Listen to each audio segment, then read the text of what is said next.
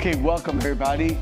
Today we have what's called the Realtor Orientation class, but it's not really for new realtors.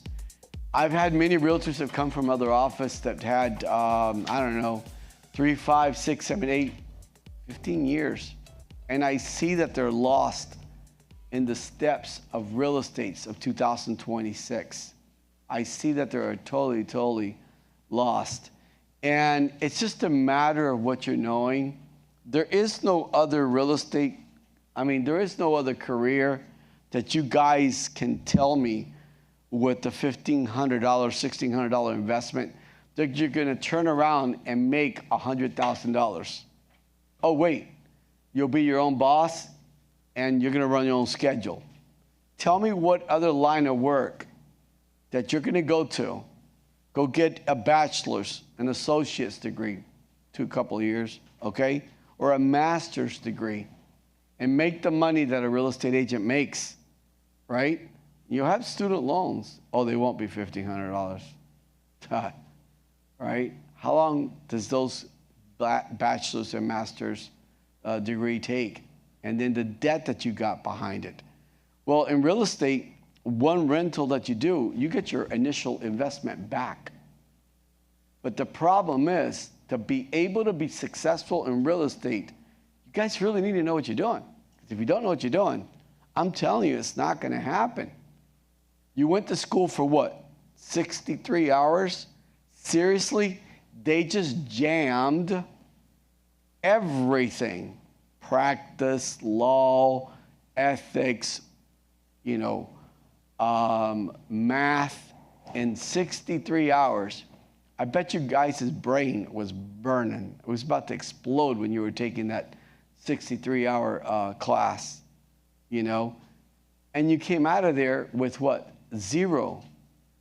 So if you really want to learn real estate, we got people that come into these classes. They come all the way from Orlando. They come all the way from Lehigh Acres. They come in from Cape Coral. They come from Miami. They come from Port St. Lucie to learn. Because now's when your training begins. Now's when your classes begin.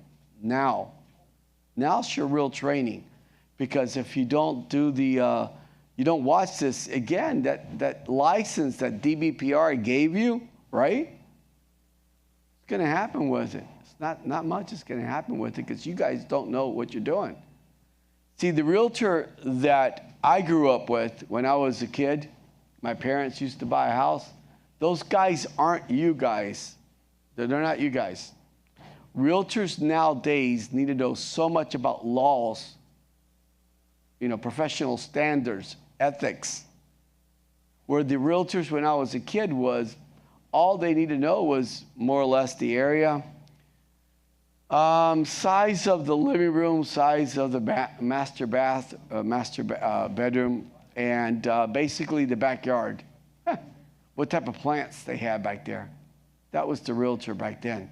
See, that's not you guys nowadays. You guys need to know every aspect of the real estate world, and you got to know what forms are required by federal and state law. You got to know how to fill them out. You got to know how to explain it to the clients. You got to know, when to bring them out, when not to bring them out, and things like that. So we're going to go over everything today, okay? We're going to try to cover as much as possible, but it's impossible for in 1 hour to go over everything that you need to know of real estate. And I get people that come in and they ask me, how long is the class? I go, it could be 5 minutes if you want. You're not obligated to be here. It's your career, okay? It's your career. Whether you need to learn, and I will tell you something, the realtors that are hugely successful and making money, they've been, and they haven't missed a single class.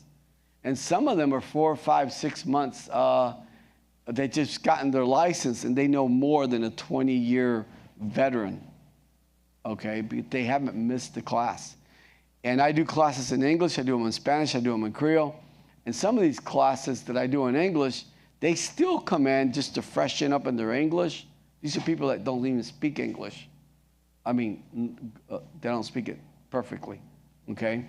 And they still come in here just to, just to refresh their English, but to catch something, to catch a verbiage, something, all right? I admire them a great deal, and not for nothing, but they are doing very well. So again, I'm going to ask you guys the questions. DBPR, the Real Estate Commission, gave you guys a license, correct? And why is it?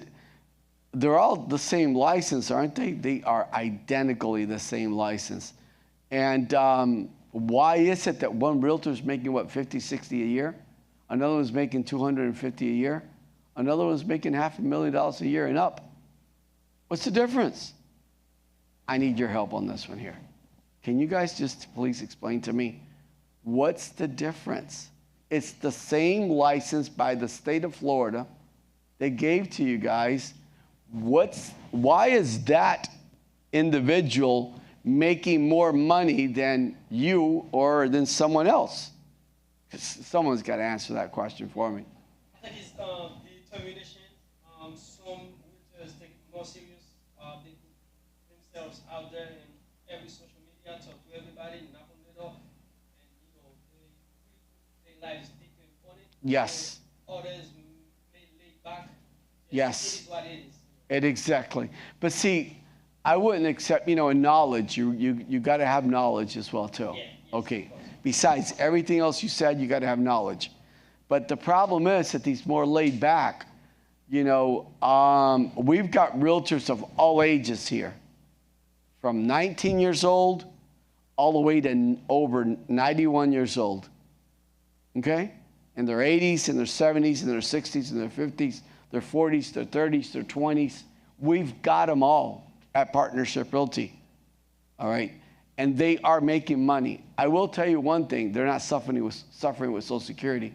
They're not suffering with food stamps. They're not suffering with making ends meet.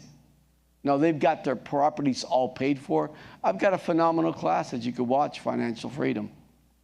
You guys should have your homes paid for, cars paid for, credit cards, everything paid for within, 3, 4, 5 years, maximum 7 years. And the reason it extends to 7 years sometimes is because once you pay off that car you want another car. You want to upgrade your car. But then only the realtors have that possibility of going in there, unless you're a stockbroker or something like that, because we work based on, our salaries they're not determined. Every single job that you guys know has a max to what their position is at work.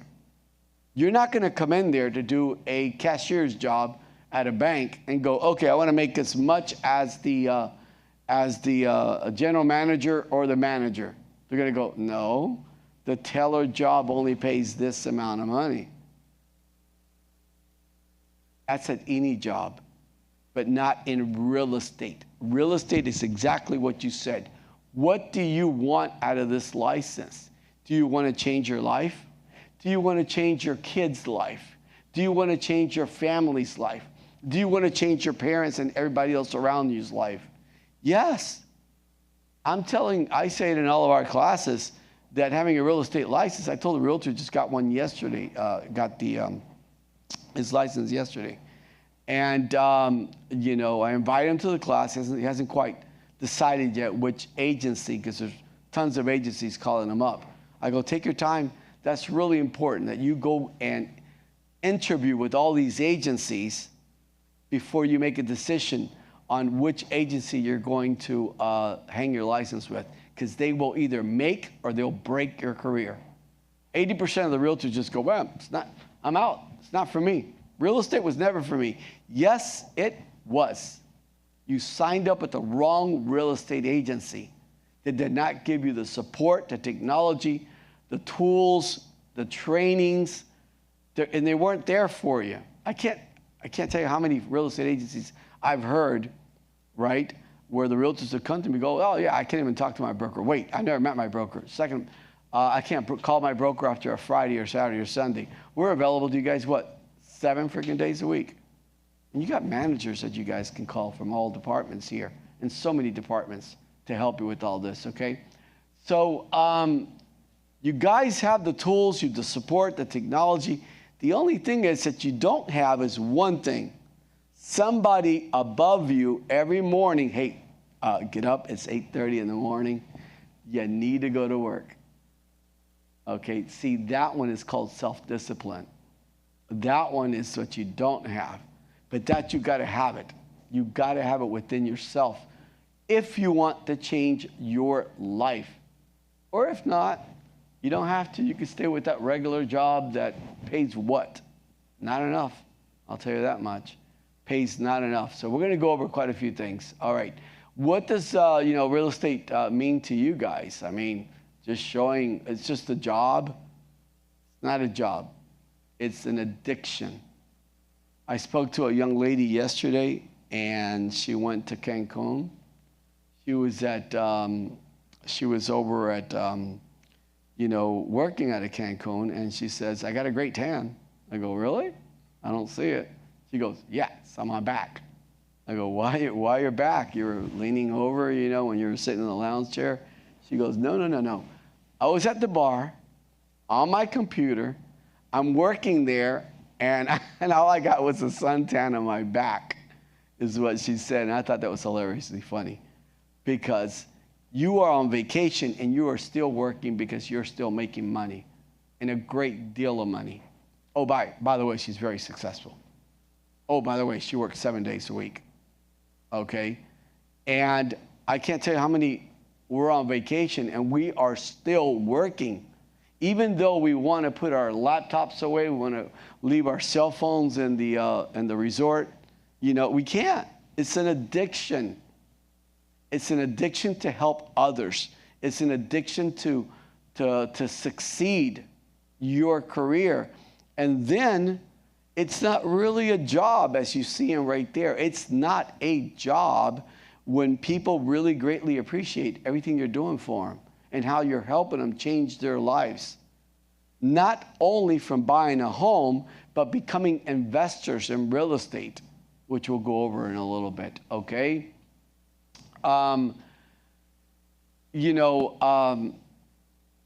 Real estate is you make friendships with people. You really, truly make friendships after a while. They just don't just become your clients. They're your friends, And a lot of people will come into me and they'll go, Ismael, because this is what they sell them on in these other agencies. Oh, we're going to give you a great CRM system, the best CRM system. The realtors don't even know what a CRM system is. This is a great follow-up system. This is going to be in contact with your clients. And no, the latest ones, I got to share this with you guys, AI. No, this one here, and I want you guys' opinion on this one too, because this one's like, I am enjoying this one so much, all right? So you're going to work less. Our AI system is going to be answering your questions. Guys, we've got ChatGPT. We got AIs right now that will answer any question that it's in Google. It's in the system, correct? But is it the right answer? It's not the right answer. There isn't a real estate transaction that does not need the personal touch of a human being, because I can't tell you how many deals we've put together where I've spoken with the seller, I have spoken with the buyer, and found out what their needs are, find out why, they're right now, not too happy with each other, and find out what it takes to put them together. Do you think that an AI answering machine is going to handle that one for you? Seriously, help me with that one, guys. So here's what they're telling you. You're going to work less. You're going to answer, they're going to call you, they're going to answer your voicemail, and our AI machine is going to automatically, they can ask the question, and it'll automatically answer the question for you. I want to ask you guys a real quick question. Have you ever guys called any of these major companies, Comcast, Xfinity, any of them, and you've had to go through an hour, literally an hour, okay, of calling up, click here if you want this answer, click there if there's this, and you're going through, don't you get annoyed? I mean, super annoyed. You want someone to answer the phone so you can just ask them the question and it could get answered. Or have them go and attend to whatever needs to be done. So this thing with an automated voicemail is not going to work. It's not. This is real estate is a people service. It's people. It's about finding out what they need, what their necessities are, and things like that. So, yeah, I've been hearing so much this from, the CRM systems. Guys, I always tell the realtors that, come on board. Let me ask you a question. How many clients do you have? I don't have any. So what do you need a CRM system for? A CRM system is nothing but a follow-up system. What we need to do is get you a ton of clients, correct? Not 3 or 4. Because if you're going to use 3 or 4 for a CRM system, you're in trouble. Because if you can't handle 2 or 3 or 4 clients, you're in trouble again. All right, you might need an assistance, which we've got them. They're called transaction coordinators. We have a full team of ladies here that'll help you with that. All right. So if you don't know what you're doing, use them. You guys are making 100% commission. Come on, use them. Okay. So CRM system is something that's going to come into place, and we've got a couple of CRM systems that are free. They're really good, phenomenal. And we've got some other ones that, you pay $25, $35 a month. And we've got other ones that are $500, $600, $700, $800 a month. Let's pray, everybody that's watching this, and let's pray, everybody that's sitting in this class right now, that you make it to having to pay $800 on a CRM system per month. Let's pray to that one. The ones that believe in praying. If we believe in the positive energy of life, let's just get the rocks, the pebbles, or whatever, and let's just good energy. Let's get the energy to pay $800 a month, because you are making so much freaking money. It is unfreaking believable. When you need, but now if you have a CRM system that huge, you need a full team. It's impossible for a CRM system to do it by itself. You're going to need a full team to be helping you, because the CRM system alone can't handle it. Okay? So why don't we work on something? I want you to get 1 client, 2 clients per month, 3. Then we'll work on these nonsense stuff like CRM system. I mean, they're not nonsense, but right now at this point, when you don't have a client, they are nonsense. Okay? Let's work on clients, all right? I think that's most important. Showings, you have to go to all your showings. We'll talk about that one, very, very briefly. Presenting your contracts, either you can present them, or we got transaction coordinators, they're called the TC department, that will present them for you. But now, once you hire them, they're working for you, okay? They're working for you. You gotta know the 7 most important dates in a contract. Even though they are handling it, they're human beings. They can miss something, but you can't, because it's your file, your reputation, your client, and there are so many other people involved. Okay, some other individuals, like if you're representing a buyer, the buyer is buying a property from a seller. And that seller has a necessity. There's a reason that they need to sell that property. They either need the money for something, to buy another house, for whatever purpose might be, to buy an Airbnb, to buy an investment, God knows what for. And we're putting their money at risk, because they have to put an escrow deposit down on another property. And sometimes it becomes a trickle effect. So these important dates, you got to know them, and you got to be on top of your TC department. Hey, how's my file coming along? Have we gotten this done? Have we gotten this done? You guys got to know these dates. So there's a full class on our library. You'll see it in a moment. You guys know about the class action lawsuit. Every single one of you. Happened in 2023 to 2024. There are new federal laws now, and there are some state laws. You got to know about them. So you got to know about all these contract laws. Boy, do you got to know about financing. Answering your calls, man, that is one of the biggest darn things. And it doesn't mean that you have to answer it at every given moment. As soon as you get done with your appointment, your meeting, whatever you're doing, answer your calls. People want to know that they can get a hold of you. That's another huge deal breaker.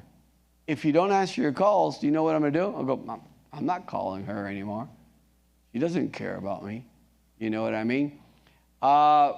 So responding, we'll talk about that in a second, to all of your offers.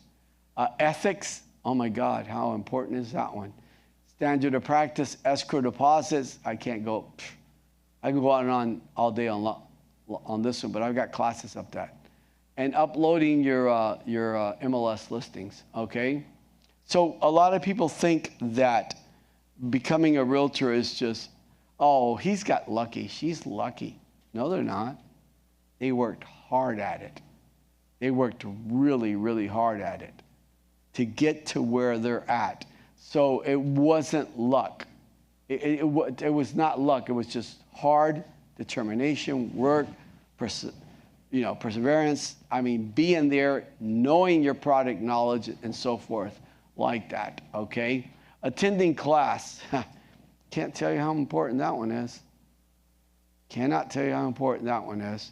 Knowing what you're doing. If not, you know how many realtors that I've gotten that called me up, they've been licensed for years, they don't even know what the word form simplicity means.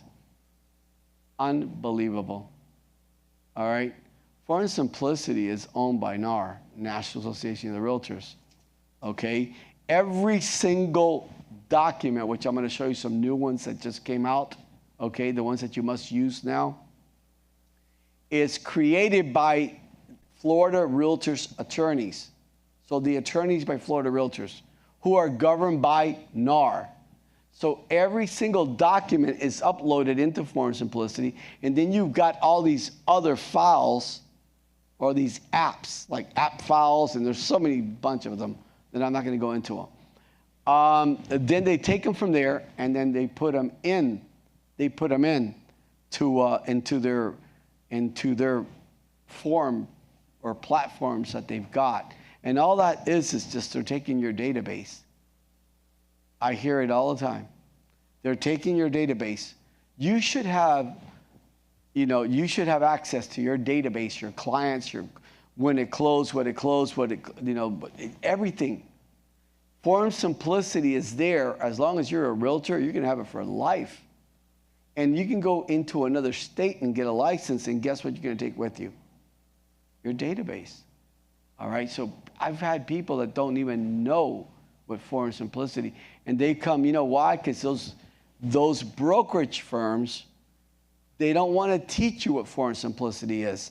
They want to teach you their platforms that they've got that is basically to take your database, and when you go to leave from there, you can't even take your database with you. I wouldn't want you to have my database. I would, as a realtor, I want my client database.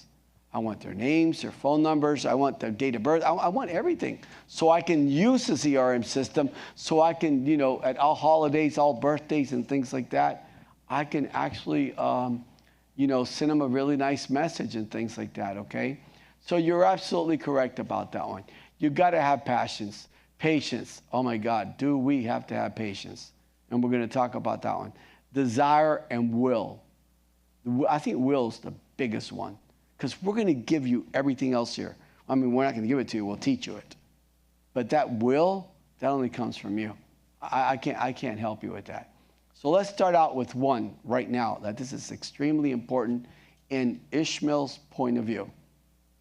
What's going to make a realtor, and I will, for 28 years now, actually 32 years, but Partnership Realty, I've had it for 28 years, okay, here in the state of Florida. It hasn't changed. The actual fundamentals of this has not changed. So 50%, if you're going to be 100% realtor, the best darn realtor there is in the state of Florida, or any state, you better know about financing. Because if you don't know about financing, you are in so much trouble. I'm not saying you're going to get in trouble. It's just that your files are not going to run smoothly. You're going to be giving information, bad, poor information, which could have been handled, or you could have switched it. Okay? Everyone thinks that every FHA loan is the same. No, they are not. Now, FHA is the same. What happens is the lenders, FHA's got a matrix, which is called basically, their conditions that you must meet in order to qualify for FHA loan. So now these lenders will go out and they'll take the matrix and they'll tweak it. They'll tweak it to their personal, So you'll get a client that'll come in and the client told you over the phone, I think I'm around 650 score. But when they pulled their credit, they were 607. So when you talk to the lender goes, we don't go below 620. What are you going to do? Say to the client, sorry, client, I can't help you. You got to get your credit fixed. Come back and see me when you're ready 2 months later. You just lost the client. Because if you run into a partnership realtor, they're going to go, what do you have, a 607? Yeah, me too. No problem. You're not going to make them feel bad because this can happen to anybody where their scores can drop a little bit. Anything, too many inquiries. Inquiries will drop your score, okay? A little late fee, a late payment. A late is a late. It could be a $15 late payment. You know what? $15 is insignificant. No, it's not. $15 will drop your score enormously, okay? But you got to know about all the loan programs. There was a young lady that I talked to that came on board this week, and I told her this is a really important class that she should be here. All right? She's been in some other office there for quite a long time, okay? I did ask to see why she hasn't sold a single property. She's doing marketing. We're going to go with marketing today. She's doing marketing, but there's got to be something wrong with that marketing. They're not calling you. They are not calling you. There is something with that marketing that doesn't catch the public's attention to call you. Guaranteed. So I sent her over. I go, look, I don't know if you're going to sign up with us, if you're not going to sign up with us. I'm going to send you a marketing. I'm going to give you a little tip. All right, it's kind of a helpful tip, whether you sign up with any agency. I'm going to give you a marketing flyer that I use, okay? And then we'll discuss it afterwards. But I want you to send me over everything that you're doing through TikTok, Facebook, Instagram, and all that. I saw it. I looked at it. There is nothing there that is going to convince or persuade or forget persuade. Came out wrong. To just motivate, right? Someone to want to call you. There wasn't a single thing there. So she was poorly trained. You know there's two types of knowledge, right? The proper knowledge, the wrong knowledge. She was poorly trained. She hasn't sold a single thing. And if she wasn't to pick up the phone and call me up, all right, or inquire with other agencies or something like that, you know what she'll probably end up doing, like a lot of realtors do? It's not for me. Real estate was not for me. It just wasn't for me. It wasn't meant to be. Seriously, that is such a poor excuse. Real estate is for everybody. Different levels, but it's still, real estate is, it's for everybody. I don't care who you are. You don't need to be the shining star of a room when somebody walks in, that they are just the highlight of the room. They got the right jokes. They got the right, everythything. No, you need to be you. Speak the way you speak, softly, gently. You know what I mean? You don't need to have jokes for everything. No. People just need to know that they can trust you and that you've got the knowledge. Trust you and that you've got the knowledge. Those are two very important things. So here, knowledge, financing.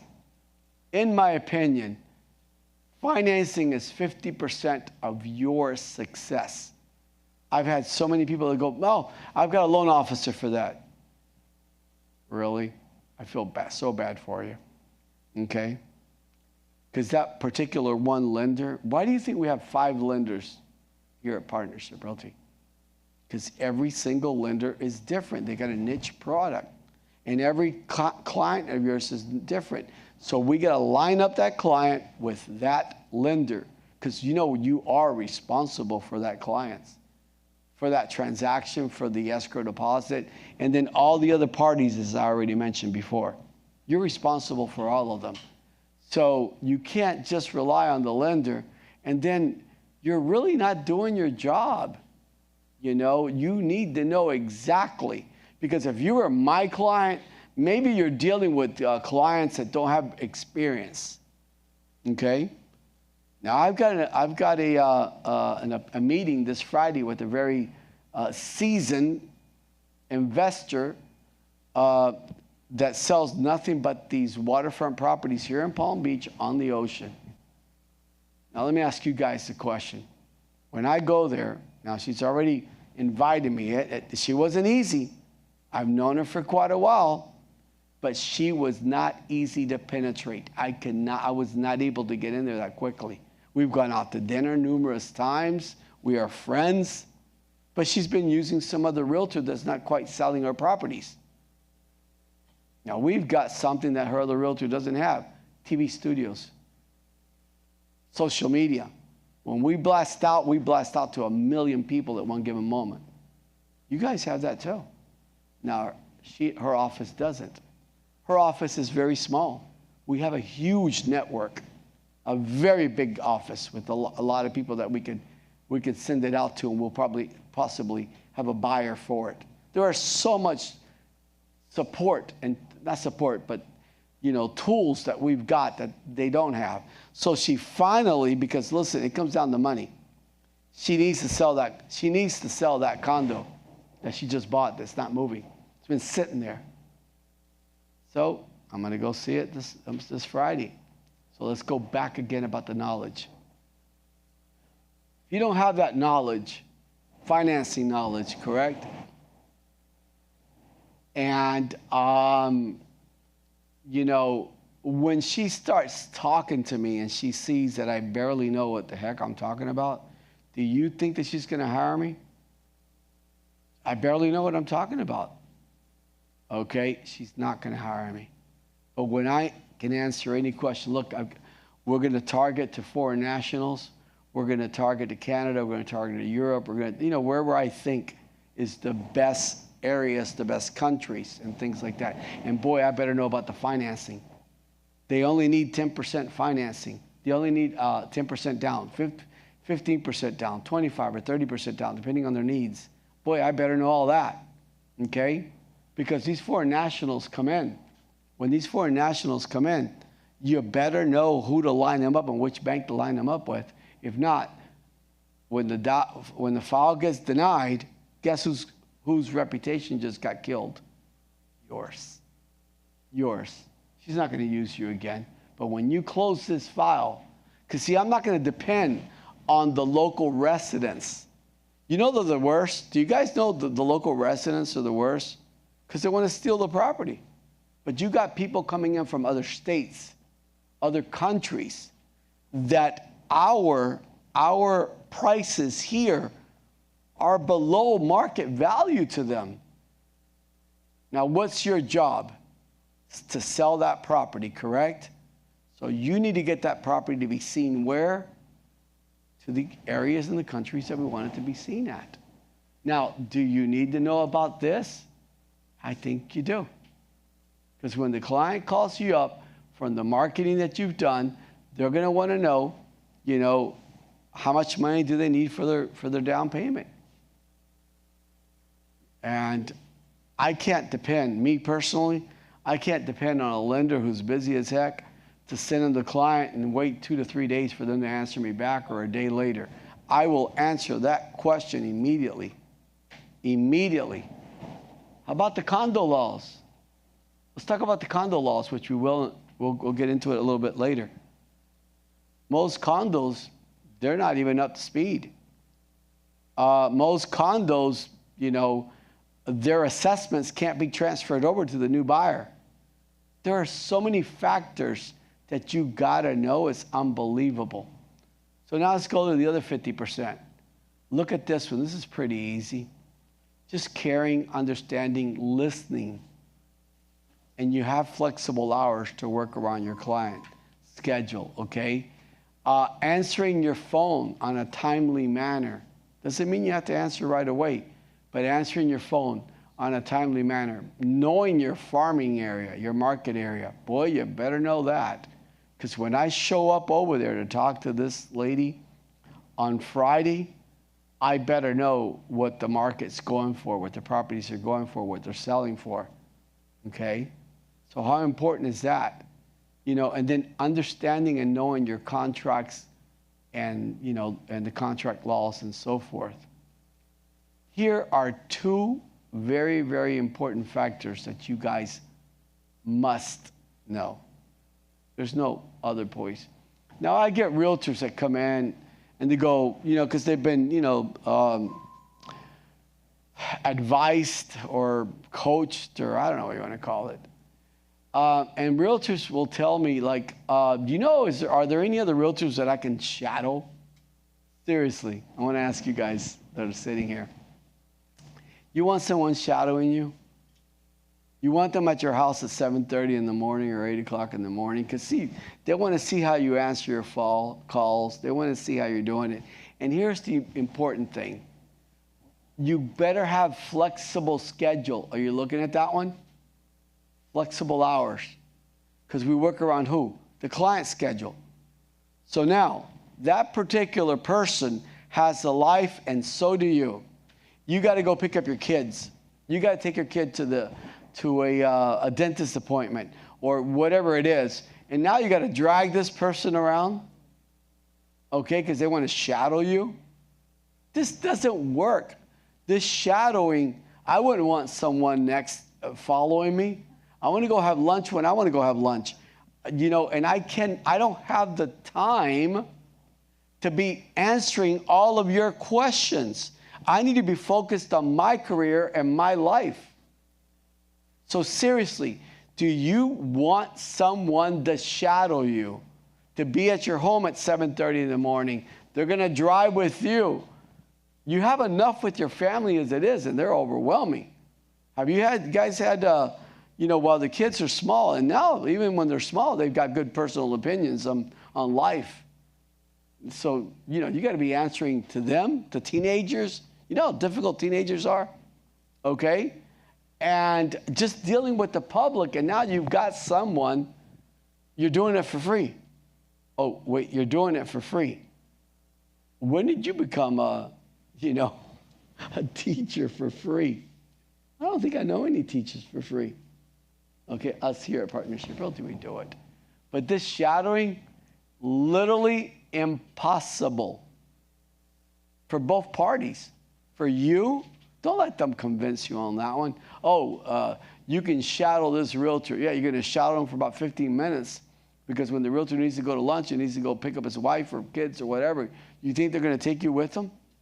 Wait, and when the client calls the realtor at 9 o'clock at night, are you going to say, client, wait a second, I need my shadower?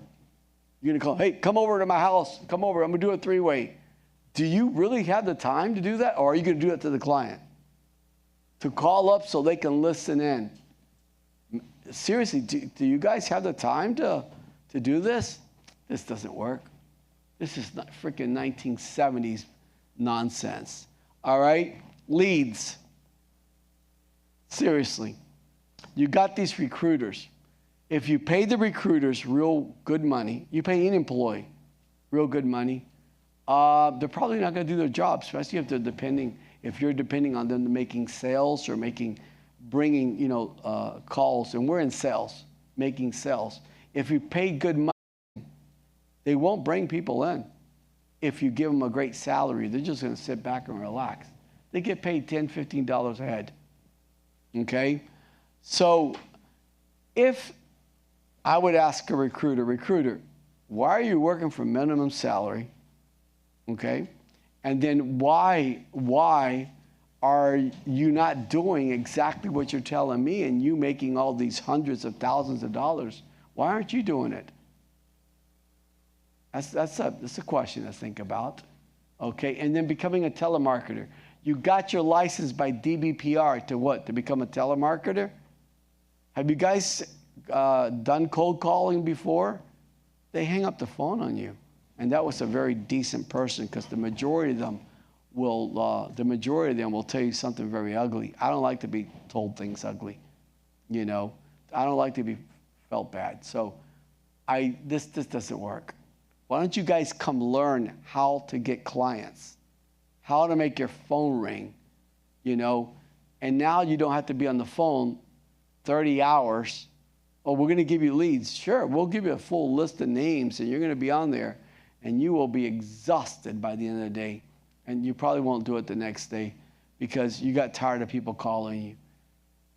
You guys must have, and I cannot stop repeating this. You guys see every little light bulb there? That's an idea. That idea is called a strategy. It's a marketing strategy. You got to have a marketing strategy. And you can't have one.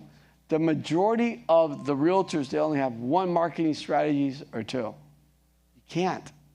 You look at what other people are doing. See what they're doing. Don't try to reinvent the wheel. Now, you can tweak it and change it to do it to your style, because people are used to you and not to him. He does it his own way, but you do it your own way.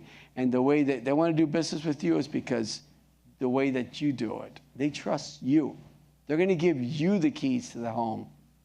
They trust your style. They trust your style of thinking.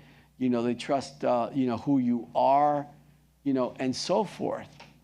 So don't try to imitate anyone. But you got to have so many different types of marketing. It is unbelievable, and we'll go in that. And all of that marketing is going to lead to one grand plan, one major plan. You will think a significant little name tag won't work. Want to bet? I've got shirts that are embroidered. It says Partnership Realty. I've been in airports, and I picked up clients. I've been all over at dinner, lunch. I've been in so many places. I've had so many realtors that told me, Ismael, I picked up clients at the supermarket just because of their name tag, or their the magnet on their car. How many people in your neighborhood don't even know that you are a realtor? Put a magnet on your car, and they're going to feel comfortable with you. It's just like I had a lead that came in, and I handed it over to one of our realtors. You know, they wanted someone out of Jensen Beach, and I said it was a listing. Really simple. We have a lot of people that can take a listing in Jensen Beach. Jensen Beach is right down the street. It's literally down the street. It's not that far away, okay? But the homeowner said, we want a local. See what I mean? So guess what? I put them together with the Partnership Realty Realtor that is a local of Jensen Beach. So do you see how important that magnet is? That car magnet is on your car? To let the community know, because they want you to deal with someone that knows the community, that could be over to the home in a very, not a split of a second, but you could be there quick enough to open up a home, to check up on it, and so forth, things like that. So all of this works, okay?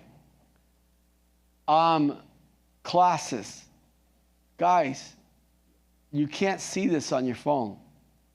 Your phone does not have enough memory to watch these classes. Like today's class will be recorded.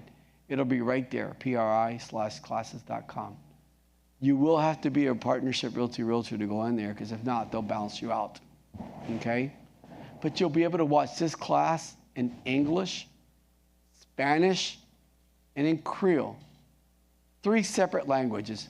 And by the way, on the right-hand side of it, which you'll see the podcast. On the right-hand side of that, you'll see all the class and all the events that are coming up. You just click on it, it's a full drop-down. But this is where you go to see the classes. TC department, she is our manager. She's available to you 7 days a week. Sundays, she doesn't answer her phone. She's at church. After church, she'll call you. She's got a full team of ladies that will help you with this. These ladies are the ones that keep you in compliance, out of trouble, and they will take it from A to Z. The only really thing that I need from you guys, especially when you don't want to do your paperwork, over here, better said, before I get into that. I've had realtors that have told me, Ismael, I want to close more than 2-3 properties a month. I go, are you doing your administrative paperwork? Yes, I am. Stop doing it. Because you guys know that doing your administrative paperwork on a file, it is time consuming. So you're working backwards. You're working totally backwards. What you need to do is you need to hand the file over to them, and now you can go, correct? And you guys can actually do more marketing, do more sales, and bring in more files. Okay? So it's very important that you guys, use the TC department. And in many cases, they don't cost you a single cent. They're free. And we'll go over that right after class. They are free, okay? So why would you not want to use them? So it frees you up to do more things that you like personally, more marketing, and more sales. Here are all the managers' names and numbers. They're available to you 7 days a week, 365 days a year, even on holidays. Why holidays? Because clients work Monday through Sunday. The only days they've got open and available is Saturdays, Sundays, and holidays. Call us up. We'll answer your phone. We could be anywhere in the country, and we're still going to answer your phone. You can send anything you want to us. We could open up from our cell phone, and we can go over the full contract. There was a contract that was sent to me yesterday. As soon as I got an opening, a chance, I opened up the offer. It was an offer. And I marked it up. I put it in red and sent it back to the realtor so the realtor can see what changes need to be done to it. And it only took a few minutes to do. How easy is that? And I could be anywhere in the world. I don't need to be here locally. I could be in Miami. I could be in Orlando. I could be anywhere. Send it to me. Today, it's amazing. Or send it to any of them. Or send it to her. Either or. Okay? All of our lenders, they're right there. They're inside. Okay? Now we have Trusted Florida Title. Had a grand opening party yesterday over there. Very important to use them because you have many benefits from them. And two of the major benefits that I wanted to go over there with you guys today is the vacant land fraud that we are dealing with enormously. And now we are dealing with home fraud too. People selling homes that are not theirs. And then the most biggest one of them all, the biggest one, wire fraud. Holy gajibis. Yeah. When you get these calls, you have to ask questions. For example, you got to ask questions like, the first thing in your head that you want to ask is, why me? Well, maybe they saw you in your marketing, correct? Maybe they saw you in your marketing. But you still want to ask the right questions. You still want to ask the right questions to make sure that that you're not getting a fraudulent incoming call. You know what I mean? And we can go over that. And I've got many classes on compliance rules and things like that could help you with that. So you can't get started, guys, in real estate. I'm telling you right now, you cannot get started without this right there. If you don't know your farming area, you're in trouble. You can't help yourself if you're buying a property, or help a family member if you're buying a property for a family member. You can't help an investor. You can't help a contractor or a builder. You can't help a seller who is looking at listing their property. And you can't help a buyer if you don't know your market area. It's called your farming area. So you'll begin with the specific area, which might just be your neighborhood. But after a couple of weeks, I will promise you, okay, that your farming area, you're going to know it like the back of your hand. So what are you going to do? You're going to grow. Now you know a little bit more. And then once you've got that one mastered, what are you going to do again? Going to grow. If you ask me, because of my 32 years of doing this, my farming area is not just the state of Florida, it's other countries, because I've been to them and I've studied them from one corner of the country to the other corner of the country, and other states as well too. But you got to know this. You got to know this. Here in Palm Beach County, we're pretty lucky. We can go to any property and go see it, go see the neighborhood, go see everything within 30 minutes. But if we're up in Dade County, it's like an hour, hour and a half to get from like one area to the other, you know. But in Palm Beach County, whether you're going west, south, east, or north, within 30 minutes we're there.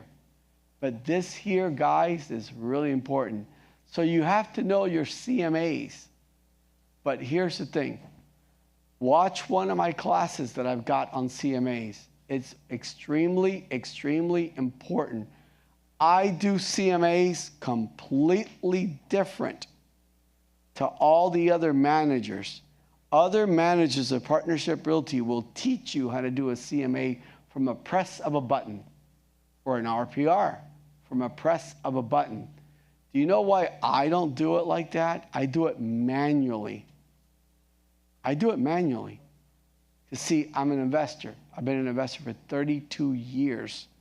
And sometimes I'm not just an investor with me, I have a partner. And sometimes I've got two partners.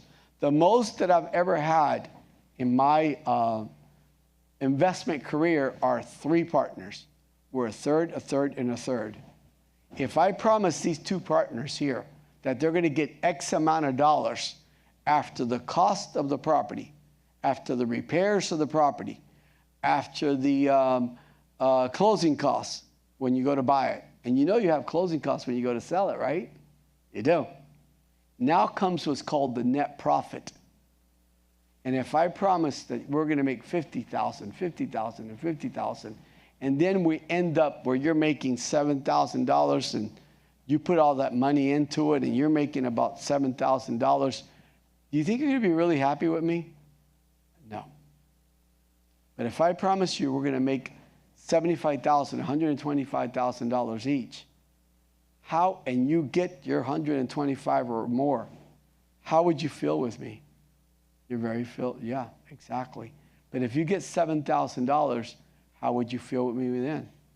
So when I do my CMAs, that I look at the actives, back on the market, contingent, pending, which is the same thing, and close. Only look at close within the last 6 months. Don't go back a year. I've got CMA classes. Watch them. Watch mine. I've been doing this. Listen, I've had a career out of this, and I plan on dying a realtor. I plan on dying a realtor. I don't plan on changing line of works anytime soon. Okay? So look at this down here. Key, most important. Farming. Farming. Did you see that? Key, most important. Again, all of this is my point of view, but it's kind of worked out. Listen, I've never had the necessity like all these other agencies that charge you guys a monthly fee. And we just make it off your monthly fees, whether you sell or you don't sell. How's Partnership Realty been able to stay open, for over 28 years? And I've never come to you guys and asked you for $2, $5, $20, $30. Even your E&O is covered by us. How's that possible when other agencies can't? How? I'm telling you the tips here. You want to know what the secret is? You're looking at it right now. There's the 7 most important dates. It's a very important class. You can watch it. I already showed you where to watch it at. Go in there. It's in English. It's in Spanish, whatever language you want. And watch it. Okay? I won't go into it, but I'm just telling you it's important. All right. First document that must be signed. Must. And I should have put the word must in capital letters. I should have done it. And put it in red. I like the color red. It's called the compensation disclosure. When does that get signed? At first contact. At first contact. Now, is that a binding document between you and your client? No, it's not. Because they're not even your client yet. They're not even your client yet. But does this document have to be signed by every realtor in the state of Florida? You darn right they do. So basically, their name goes on top of it, right here, correct? Partnership Realty name, because it's a real estate brokerage firm, goes there. You could be representing a buyer or seller, either or. They sign, and then you sign. You see it says broker there? Don't worry about it. You guys can just sign, okay? Let's say you buyer that's asking questions about Oh, yeah. Yeah, right. What if it's just one person signs it, and then later on that there is also a spouse? Try to get the spouse to sign it too. Yeah. Yeah, but you gotta have them both at the same time, right? No, I mean, because only one person came in. You're only talking to one person at that They didn't given tell you moment. anything. Yeah, that happens quite a bit. You took them out, and after a while, Yeah. well, my boyfriend bought. Well, really easy. It's so super simple. Sir, ma'am, are you purchasing this home by yourself? Because what you're doing is pre-qualifying a client. I just did a class, how to pre-qualify a client, the other day. And I've got classes on how to pre-qualify a client. I've got them in PRI classes. You need to know these questions because when you sit with them at this cafe, correct, you want to know if you're wasting your time and wasting their time. So you better know how to pre-qualify a client, whether it's for a purchase or it's for a rental. You better know how to pre-qualify them. And when you go to pre-qualify them, you don't need to look at their credit report. Nope. You don't even need to ask them what their credit score is. Well, yeah, you kind of do. But you don't need to look at their credit report. You don't need their bank statements. You don't need their pay stubs. You don't need their tax returns. You don't need any of that. All we need to do is have a verbal conversation. Okay, so what I always ask is, sir, are you purchasing this property by yourself or with someone else? Okay, you're purchasing with someone else. Okay, afterwards, when you guys get a chance, I'm going to need her to sign that other document, or him to sign this same document. What this document says here that commissions are not set by law. They're not. This is what the NAR and the Department of Justice agreed upon, that you must tell them. This is not set by law. They are fully negotiable, completely negotiable, and you don't have to do business with me if you don't want to. But I am here to help you. I am here to assist you. I am here to negotiate for you. I am here. I am your realtor. But that document, you must have it in your file. When should that document get signed? At closing? After closing? No, this document gets signed at the day of contact. People don't know that. And then they're asking, what are the documents that need to be signed? There's your first step. All right? Next step. I left it out, darn it. Left it out because I've got a bunch of other,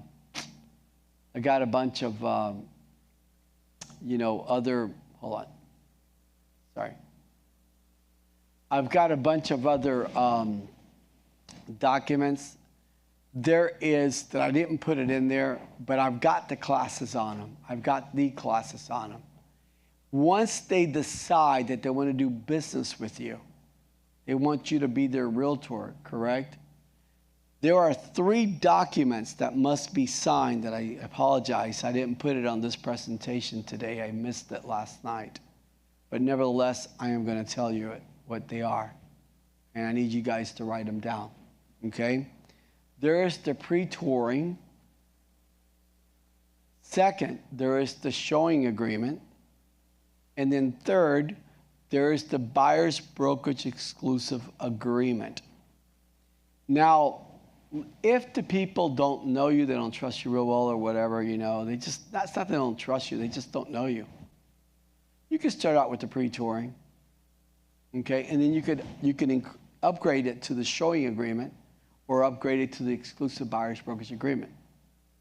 Obviously, the showing agreement and the exclusive buyer's brokerage agreement are the ones that offer the most protection to you. The most protection. How would you like to be showing properties on weekends, which you could be with your family? Okay? For 6 months, 3 months, 4 months, and then they go behind your back and they buy with somebody else, same property that you showed them. See how the showing agreement and the exclusive buyer's agreement protects you? Now, you can't have them both, showing agreement and exclusive buyer's brokerage agreement. It's either one or the other.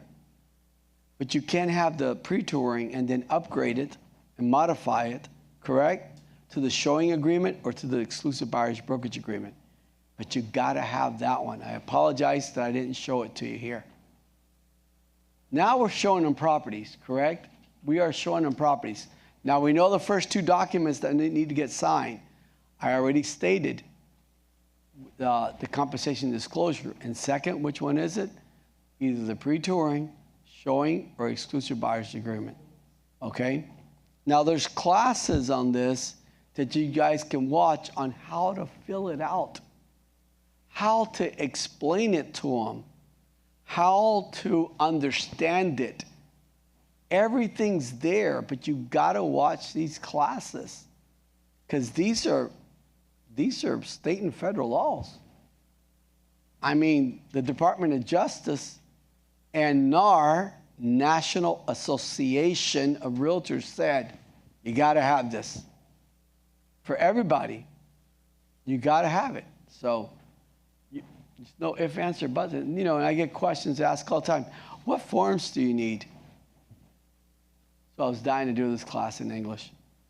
So I could just go to the class, watch the class, and get updated on it. And then you still got to watch more classes. People think that by coming into one class, oh my God, I got it all under control. No, you don't. No, you don't. The training begins now. All right. So before you sent them some listings, correct? Sent them some listings. And they go, well, I want to see this listing and that listing. And you try to coordinate them for Friday. You're doing showings Friday, Saturday, and Sunday. So, again, showing agreement, buyer's brokerage agreement are the best ones. And if you could put the addresses in there, oh, my God, even better. You guys follow me on that one? If you can put the addresses to the properties you're showing, are you not tightly sealing your time and effort and work and everything? Because you are the procuring costs. You are the procuring costs. But now you've got it in writing. It is unbelievable. Okay? So, before you go to show the properties, there are these 5 questions that you must ask. So you're going to ask it possibly verbally with the realtor, listing agent, but then you need to get an email. I'm going to send you a text or an email. Good morning, good afternoon. Thank you for taking my time and answering the questions. And I'll put the specific address up on the top. So I just want to confirm, that we're what we discussed. So you are offering, look at number 1, offering compensation. Not a commission, compensation, okay? And you are offering 2.5%, 3%. I don't know what they're going to say. That's the compensation that you're offering. And who is paying for the commission, or better said, the compensation? Who is paying for it? Is it the seller that's paying, or is it the buyer, the broker? I'm sorry. So it'll be broker to broker or seller to buyer's broker. You got to ask that question. Who's paying? Is it the seller, or is it the buyer's, the seller's broker? Now, there were two documents before. What the new form that came out is called the CASSB1. See it there? Now, that one is combined both. Instead of you have to have two documents, it's combined them both into one document. And I'm going to show you guys how to fill it out in just a quick sec. Okay? But any questions on this here? Because if it's the broker, then it gets signed by the associate or the broker, and it gets signed by you. Sorry, this one here, if it's the broker. If it's the seller, then the seller has to sign the CASSB1. But that's the brand new document that just came out. Okay? So let's take a look at that document and let's fill it out. Let's fill it out properly. Okay? So let's take a look at it. Let me just click out of here for a sec and open it up. Here we go. So this is really important here for you guys to know how to fill it out. Okay, so let's just use an example. What if they say the broker is paying? Why don't we use both examples? The seller is paying for the compensation. All right, so let's start out first with the seller is paying for the compensation. So this document right there says seller. You guys see it right there where it says seller, right? Now look at the far end. It says or right there. It says or right there. See, it can't be seller and. It doesn't say and. It says or. So it can't be seller and seller's broker. So it can't be broker to broker. It's got to be one or the other. So if it says seller, you're going to put the seller's names right there. All right? The second one, you're going to check the box off. The second one, you're not going to put anything because the one that's paying the compensation, see it here? Compensation agreement. And look at the bottom. See down here where it says CASSB1? All right? Now this just got revised when? Look at it. January of what? 2026. All right. So let's come here. Now, who is the buyer's broker? Partnership Realty, because you represent the buyer. You want to put the property address there. Very important. And then again, insert address, put the property address there. And then you want to come down here and the property is listed by who? We want to put the listing agency down here. The name of the listing agency, but that doesn't mean they're paying the commission, correct? So then you come to number 3, the buyer's name, and it says optional. If I were you, I would put it in there. Why? It only locks and seals things better. When you come into term, closings usually take about 30 days. I would put 45 days in case we have an appraisal issue, title issue, or we have a mortgage issue that we're having to get extensions. Mm-hmm. When you put 45 days, I had a seller refuse to accept 30 days. They wanted only 20 days. It's impossible. The closing. If you look at the offer that you sent them, it said 30-day closing.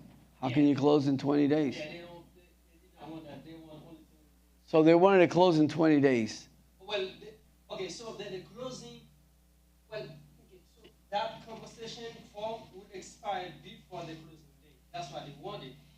And then, Really? yeah, That's not a very nice person. Yeah, but Because if you have to get an extension, why would you want to not have to pay a commission? So if I were you on the buyer's side, right, yeah. I would get a hold of your broker, which is me, and you would address that with me. But I wouldn't accept 20 days because that says, hey, I don't have to pay you after 20 days. So you're going to work for what, for free? No, but so what I catch from that was I would ask the extension, but in the extension that I would put including the commission for the time of the commission before the 20 days expire. Yeah, listen, that's a rare bird. You don't get people like that. But we run into all walks of life, you know. I have a question about that related to this. Yeah, what about the holdover clause? Holdover clause is 6 months. Average. So the holdover clause is out, basically covers whatever business you do. No, your exclusive buyer's brokerage agreement is going to cover that, 180 days. So you will be the procuring costs. So if your buyer goes back afterwards and goes to buy that property that you showed, you are covered by the exclusive buyer's brokerage agreement. You're covered.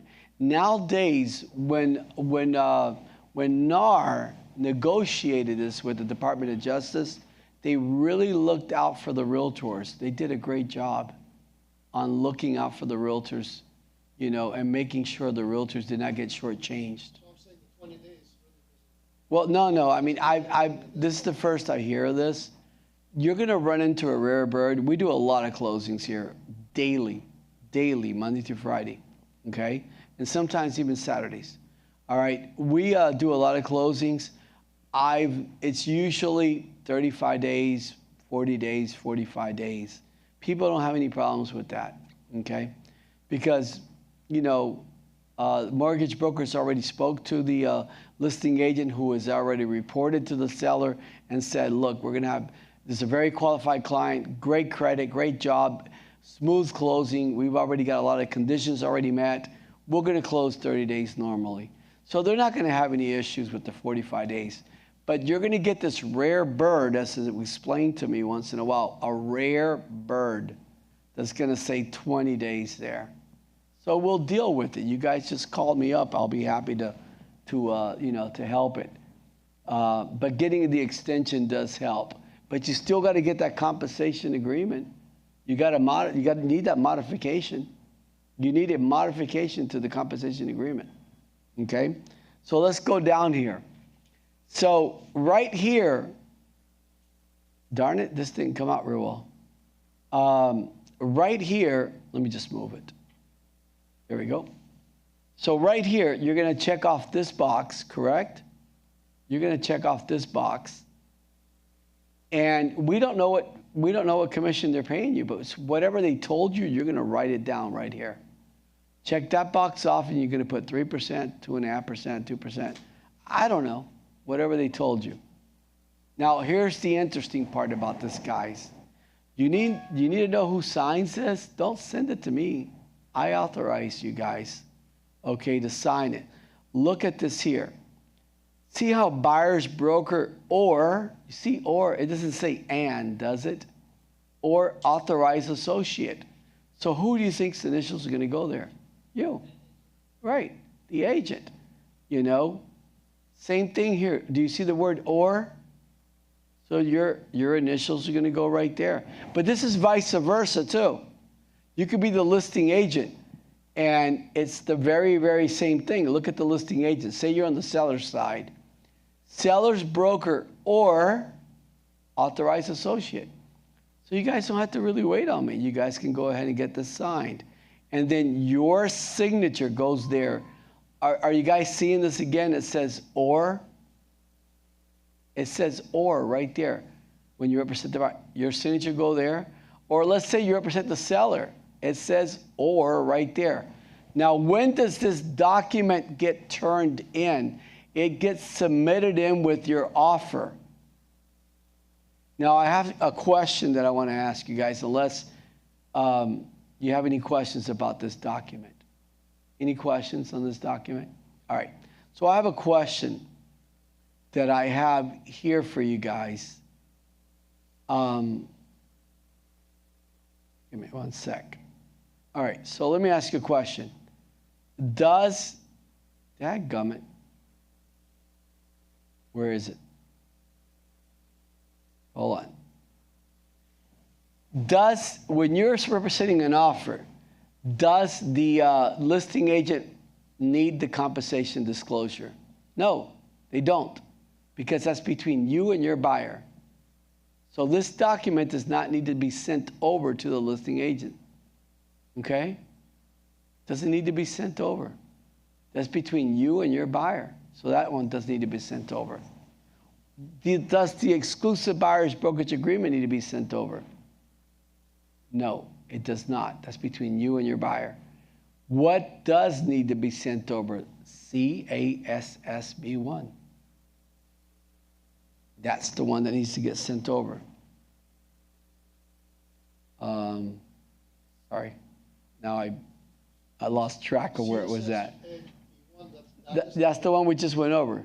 Yeah. That's the actual agreement. No. That's the compensation that they're paying you. That's the compensation.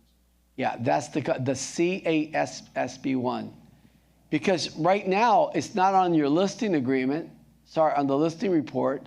So the only proof that you've got, or better said, she's the buyer's agent, you're the seller's agent, the only proof that she's got that you're going to pay Partnership Realty, the commission, is that document. And besides, the title company is going to want to see that document, so they're going to know, so they know how much compensation to pay you, or to pay Partnership Realty. You see what I mean? So that document goes to who? After you get an executed contract, goes to who? Goes to the title agent, because that's the only proof that you've got. The buyer also gets a copy, right? Well, yeah, of course, obviously, yeah. A buyer gets a copy, yeah. So everybody's got to get a copy. Absolutely, yeah. I love clarity. Yeah. Within 1 day? Yeah, as soon as you get it signed. Yeah, as soon as you get it signed. As soon as you get it signed. And if you didn't do it within a day or two, or is it? No. I mean, it's just try to get it to them as it could be a Saturday, a Sunday. Just try to get it to them in a timely manner. You could forget. If you forgot, then is it still enforced? No, because it's between the brokerage firms. If you forgot, it's got nothing to do with the buyer. But the good thing is you want to let your buyer know, hey, buyer, you don't have to pay me any commission, because I'm being paid by the seller. See what I mean? So one way or the other, you do want to call out that buyer, whether you want to send them the document or you want to verbally tell them. Okay? Flood disclosure. This is the state form. Oh, wait a second. Every disclosure that I just went over with you guys is same thing. You need it for a rental. You need it for a residential sale. But see, the majority of these forms, they've already been out since, for commercial deal, if you're a commercial realtor like I am, right? Commercial deals are off market. The majority of them are all off market. Okay? So these forms have been out from the beginning of time. They've always been out. Just different language, different, format that was formatted in. But they've always been there, because that's the only way that it protects you, to make sure when you're doing a commercial deal that you're going to get paid. Does that make sense? So if you're doing a commercial deal, are you going to sign these forms and have them signed? Heck yeah. If you're doing a rental deal, are you going to have it done? Yes. If you're doing a residential deal, are you going to have it done? Yes. Now let's get into the big one. What if you're doing a new construction? Do you need these documents? Heck yes. Now, the contractor, the builder will tell you, hey, listen, I don't need them. They're right. They're not governed by DBPR. They're not governed by FREC, and they're certainly not governed by NAR. Well, they are governed by DBPR, but not FREC and not by, a NAR with these disclosures I'm talking about. But you are. So you better have these documents, even though it's a new construction. You better have these documents. Flood disclosure. Now that one's a state. It's for, again, rentals for everything. For everything, okay? Residential. You got to have that one too. Okay? Write that down, because that is a required document. Effective date. People don't understand when properties are being, contracts are being negotiated, that you got to put in initials to changes. Right next to the initial, you got to put the date. People just put initials. No, put the date on it because that is the effective date. Now, I want to ask you guys a question.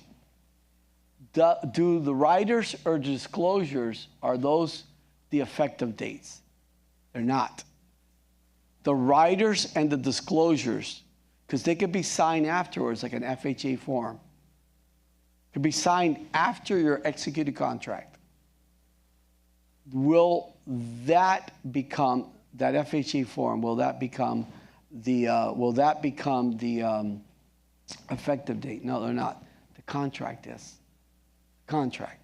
So when you do a change and there's an initial required on it, there has to be dated. Now, what happens if you're still negotiating it and you guys have, let's say, a 20-day loan commitment? 20-day loan commitment, right? But you've been negotiating this now for 4 or 5 days. Finally, we got an effective date. We got an executed contract. But no, you don't. Because you know the 20 days that you had, you just lost 5 days for the lender to get this loan done on a timely manner. So you have to extend the loan approval period by 5 days and possibly maybe extend the closing date. Possibly maybe extend the closing date, okay? So you guys got this. On every single, yes, initial, you know, you got to have a date next to it, all right? So this is one that really, really, really gets realtors in a jam. From both sides, where you're representing, you could be the seller's agent, you could be the listing agent, you could be the buyer's agent. People they think that CTC means clear to close. It does. It truly does. It does mean exactly that, clear to close. But that doesn't mean you're closing. You are not closing. There is something that's called the TRID law. Got it? That means that the buyer needs, or buyers need to see that CD, correct, within 3 days. They need 3 days to review it, go over with their attorney or whoever, and then decide whether they want to buy or they don't want to buy. So here's the thing that confuses the living bejeebies out of all realtors. And realtors, we are here to educate the clients the steps, the process. And we are here to keep them as tranquil. And they are tranquil when they have understanding of the process. Now, they don't do closings weekly or monthly like we do. So who are the only individuals to keep them tranquil? Us. So if we educate them, so some title companies will send out what's called an ALTA, okay?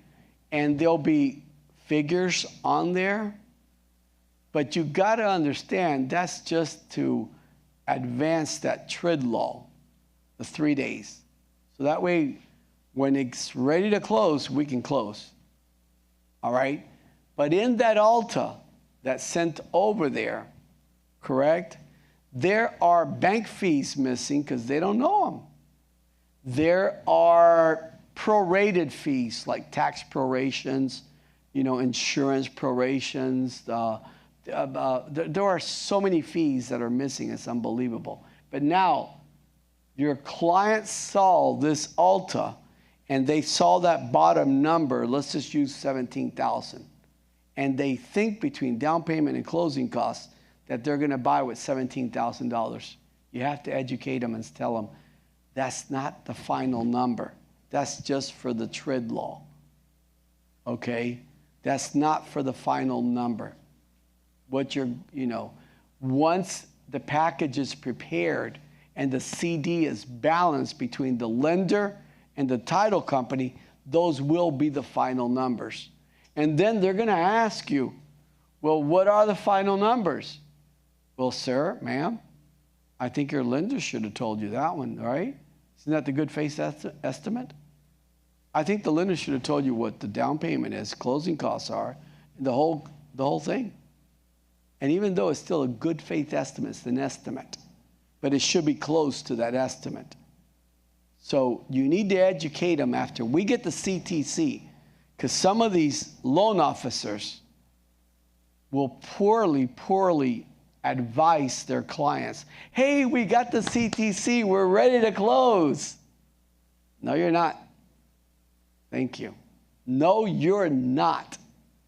Because once the underwriter gets done with it, it goes into another department that's called quality control. Quality control are not sitting around twiddling their thumbs. They got 70, 80, 100 files ahead of yours. So yours goes at the bottom of the pile. And they're clearing them. Now, they clear them pretty quickly. Got it? They clear them, within 24 hours or half a day. They clear them. These ladies are good. Now they stamp them that what the underwriter did is ready to close. We're talking HUD loans, not private lending loans, okay, private mortgage. We're talking FHA, conventional VA, things like that. All right.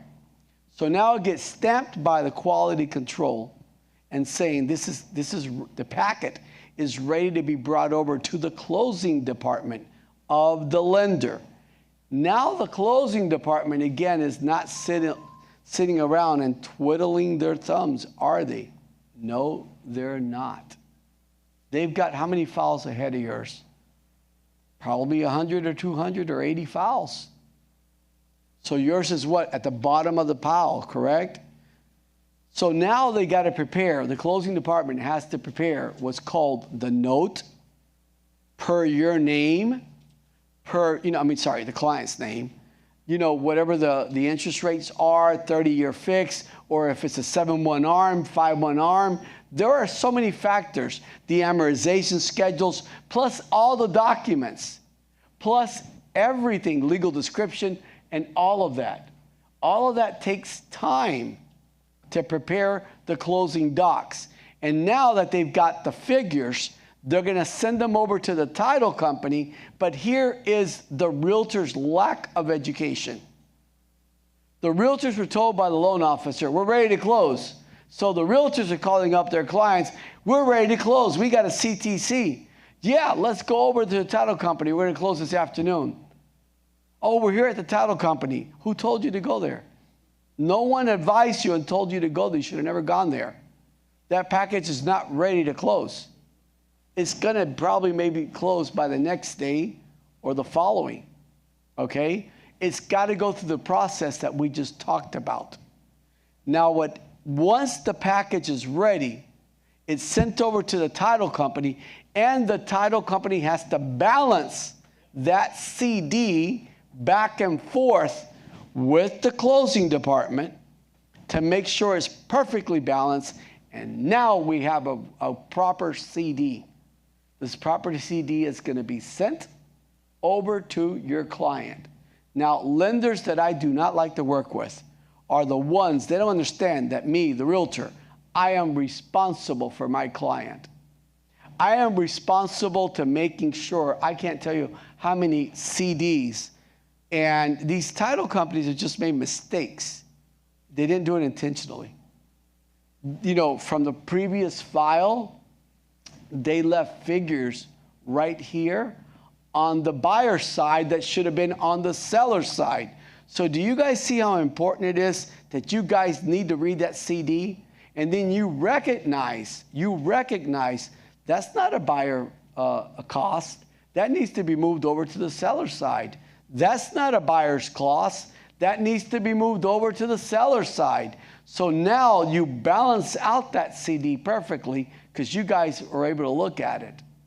But Some lenders or these title companies, which I don't particularly like them, well, we sent it to the client. Ma'am, sir, I need you to send it to me. Well, we can't send it to you.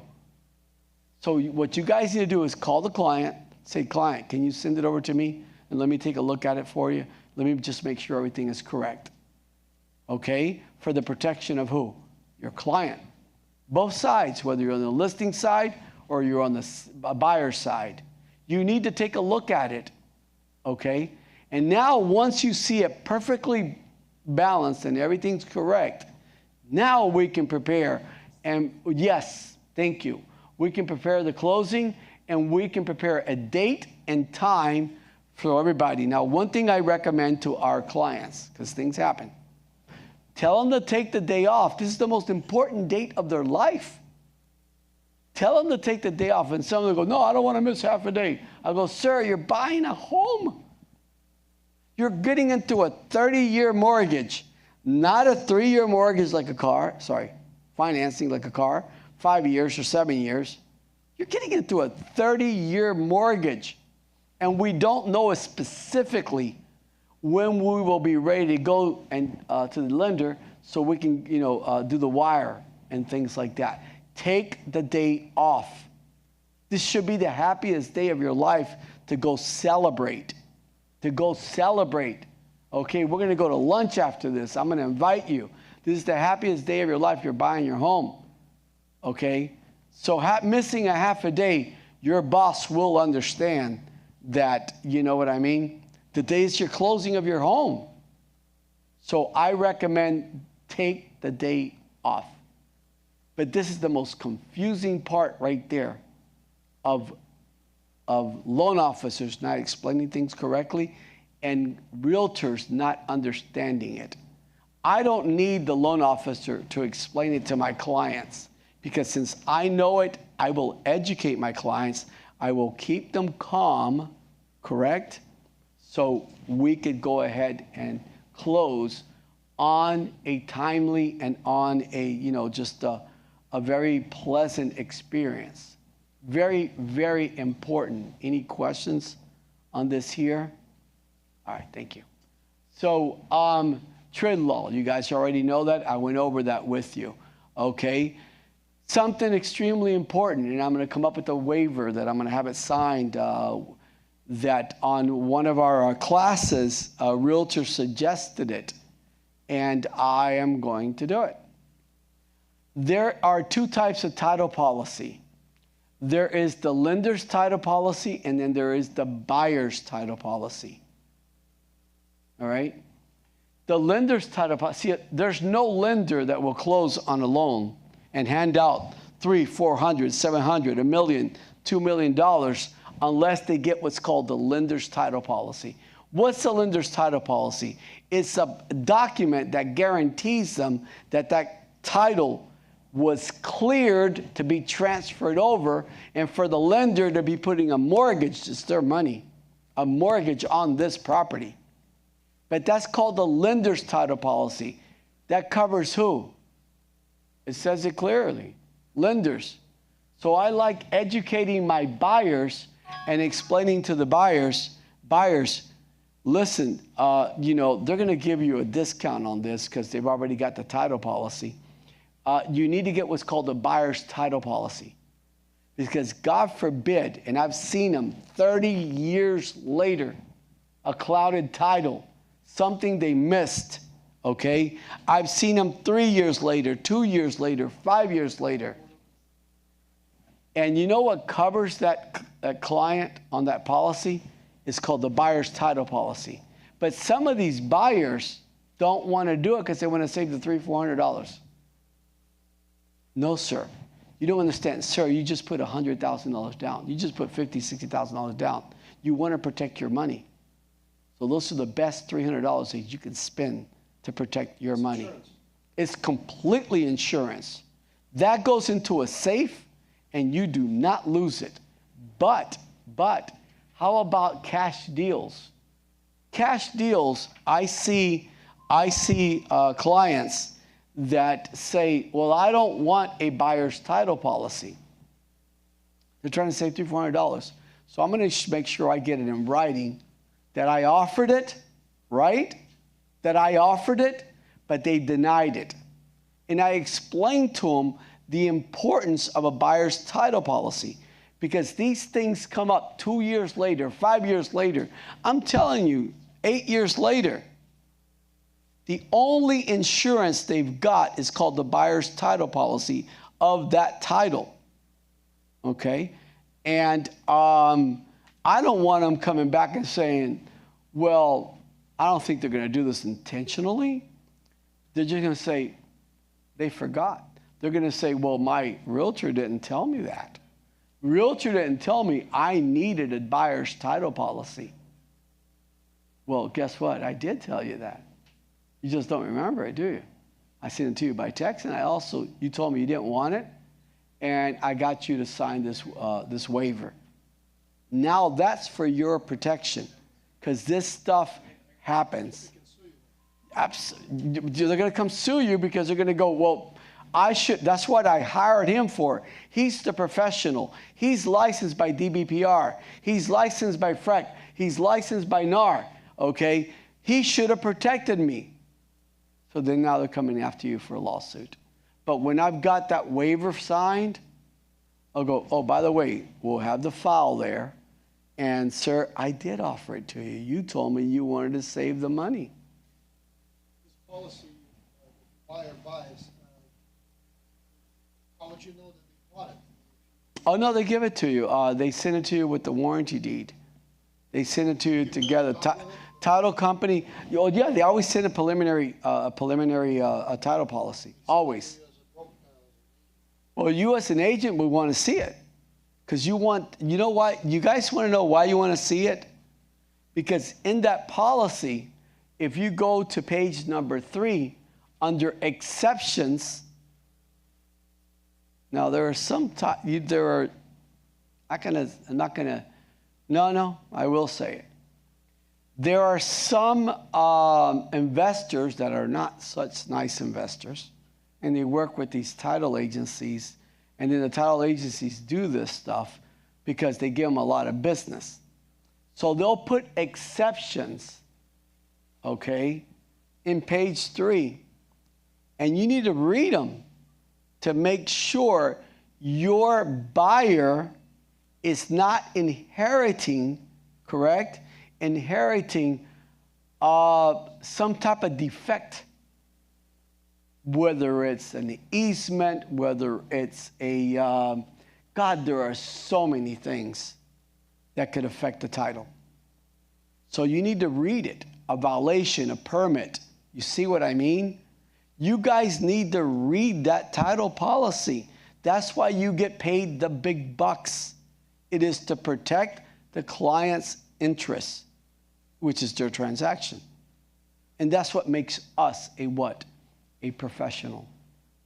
Told you guys the difference between a professional realtor of 2026 and when I was a kid. Well, transactional broker. Now, transactional broker means that I work for both of them, okay, for the buyer and the seller, same fiduciary, and I'm still going to look out, for both parties. Well, let's say I would still want to do it because it's my reputation and I want referrals. I'm still want to do it. It's my reputation and I want referrals. And I don't want the seller being mad at me and I don't want the buyer being mad at me. the buyer has their own attorney, right? Now, if they have an attorney, correct, then if they have an attorney, then you can't override an attorney, but you want to bring up things that the attorneys missed. Here, let's go over this one. I love these questions. Thank you for great questions, all right? Let's go over this. A lot of these buyers have attorneys that aren't even real estate attorneys. You know what they are? Family divorces or family, the personal injuries, workman's comp. There are so many different laws, okay, but they don't practice real estate. Are they the appropriate person to but you can't override the attorney, but you can mention to them certain things that you spotted, correct, that you spotted that should be addressed. So that's why I say that I'm a professional. I'm going to do it right, always. So, Sorry. no, go ahead. There's policy that, let's say, talk to your guy, whatever, say, I'm gonna buy that policy. Insurance, I'm protecting thousands of dollars. Oh, yeah. With a $300 policy, that's. Yes, sir. Yes, sir. But this is a personal document. You're not allowed to actually demand it. Yeah, you You are. don't know what the heck they did. No, yes, you are. Yes, you are. Okay, here's the thing. Title companies have closed down, but the underwriters who have insured this policy are still here in the United States because they're national.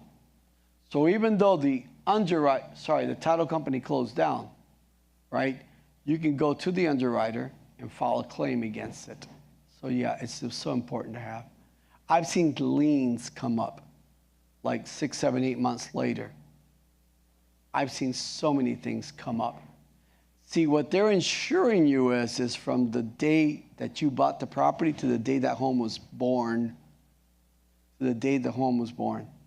Who has a dibs on? Hmm? Who has a dibs on?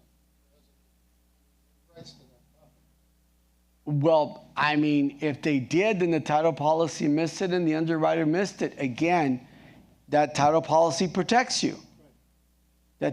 I've seen deficiencies in titles that the property, 30 years, properties have been sold 2, 3 times, FHA loans, conventional loans, and then finally, when you go to sell it 30 years later, there were permits, there was a death where someone signed the signed the closing, and there was not a death certificate, there was not a living will, and things like that.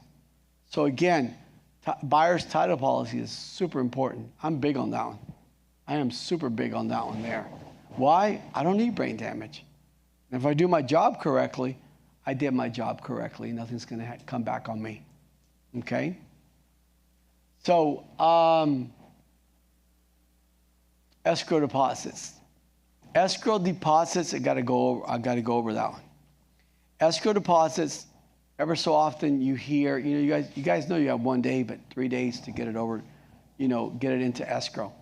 One scenario that I had this week, one realtor told me that the listing agent still has not decided, and the seller hasn't decided on a title company, right? So get an extension. Get an extension for the escrow deposit until they decide. So you can put the money and switch it over into and transfer it over there. Okay? So get an extension. All right? But sometimes I've had realtors that have told me, Ismael, it's the second day, the client still hasn't made the deposit yet. Now you need to get a hold of me. And we start taking a closer look at this. We need to start getting a hold of them, their family members, their brothers. Hey, is he okay? And God knows. Listen, accidents happen. Things happen. All right? Where there could be an accident in the family, they could be ill. Then we get an extension. But you guys should be addressing me by that time. All right? Should be addressing me by that time. Okay? Releasing cancellations, they have to be totally executed by both parties. Now, this particular one here, I wanted to show it to you. We still have it. Title companies will accept it, but that's not the one they want you to use. They have one now that they want the brokers to sign. So seller and everything signs. But what if we're releasing, listen to this, what if we are releasing a transaction that there was no escrow deposit given? No escrow deposit given. Then what you got to do is you got to do the releasing cancellation, because we're canceling the file, because it is in the contract. You put the client's name there and you put no escrow was provided. You put down no escrow was given. Okay, but we still need that. We still need that releasing cancellation. What happens if the listing agent or the seller Why blame the poor listing agent? The seller doesn't want to sign it. At least you've got an email that you sent it numerous times and requesting it, because there was no escrow provided. But you've got the email, and that's got to go inside your packet, showing that you did request it. The problem is you can't force anybody to go sell it. You don't have the right, the power, to go over their house, knock on the door, hey, you've got to sign this. Nah, it's not going to happen. All right? No, hold on. Where do you send the dead deals? You guys got to send it here. Right? No. Dead deals go right there.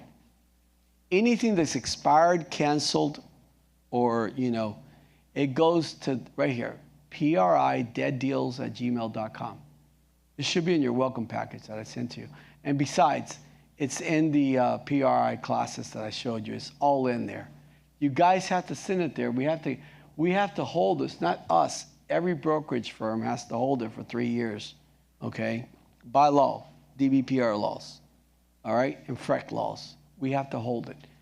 Expired, canceled, dead deals must be sent there, okay? Just want to go over a few things here. Condo laws. Guys, this is such a big one. There is a class that I did, and it has to do all with condos. This is going to bring you so much brain damage because I do get it a lot. But these realtors that are going through this is because they haven't watched my class. They have not watched the class, all right? What needs to be in the condos, all that. I'm not going to go into it deeply at all because you guys, there's a full class on it that you can watch, again, through priclasses.com. But now, you guys know selling a condo, it's not the same. It changed. I think that was, 2024 in December, the end of the year, that they changed the law. So you guys need to know about that. Or HOAs. HOAs or condos, okay? There's a full class, really good class on that. We already went, exclusive right of sales listing agreement if you represent the seller. You also want to get the commission agreement C8 when you get the exclusive right of listing agreement. That's the other document that you want signed. We already went over a buyer side. Now we're going over a seller side. So what's the document you want signed? Besides the compensation disclosure, we already went over it. Compensation disclosure is going to get signed by both at the beginning. Seller, remember, seller or buyer. You need the listing agreement. You need the C8, okay? You need a seller's property disclosure. This is a mandatory freaking document that you got to have. But what if it's an investor? What if it's someone who's flipping houses and they go, I don't have one? All right? Then you need a non-seller's property disclosure. This is for your protection. If you don't have that one, you better have that one. And all of that's right there with those in our back office. All of that's in our back office. Okay? So non-seller's property disclosure, that's not the seller of the property, it's not his property. Oh, yeah. Yeah. You better have it in there. I'm telling you, when lawsuits come in and attorneys come around, they're not looking at who's the nice guy or who's the nice person. They're looking to see who dropped the ball. So why would you fill out any form if it's not even the seller, it's not his property? If it's not, yeah, it is. If the seller's selling it, it is his property. Sellers. Yeah, it is. What about the non-sellers? Well, if he's not going to fill it out, or she, and I can't force you guys to fill it out. So I'm going to have the buyer sign a non-seller's property disclosure.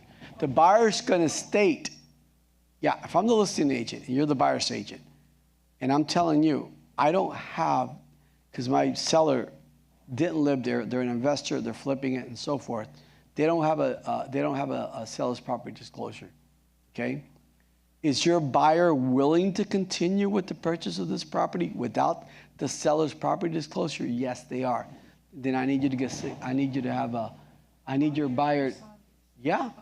As a listing agent, you would want that. But how about as a buyer's agent? A buyer's agent, you're going to call the listing agent, they're going to tell you, no, we don't have one. We don't have one.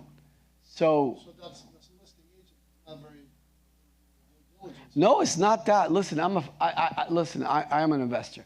I buy properties and flip them sometimes with what's called a simultaneous closing. I close it within 1 day. I buy them and sell them the same day of closing. So what would I know about that property? I know nothing about that property. I never lived there.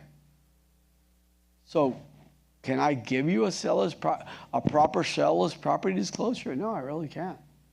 But one thing I'm going to get is if the buyer wants to buy the property, they've got the right of inspection. They've got the right to do an inspection and back out. But if they're willing to move forward with the purchase of this property, then we better have a non-seller's property disclosure signed by everybody. Recognizing everybody and their brother, transparency, is recognizing that there was not a seller's property disclosure. And this is something that FREC is looking for. You guys got it? FREC is looking for this document. So if you don't have this document, which document do you want to have? That one. Okay? You didn't force anybody to buy, and you didn't mislead anybody. And you didn't, you're very transparent. You told people, hey, listen, we don't have that one, but if you're willing to move forward with this, you got to sign that one. So this is for the protection of who? Both sides, listing and buyer side.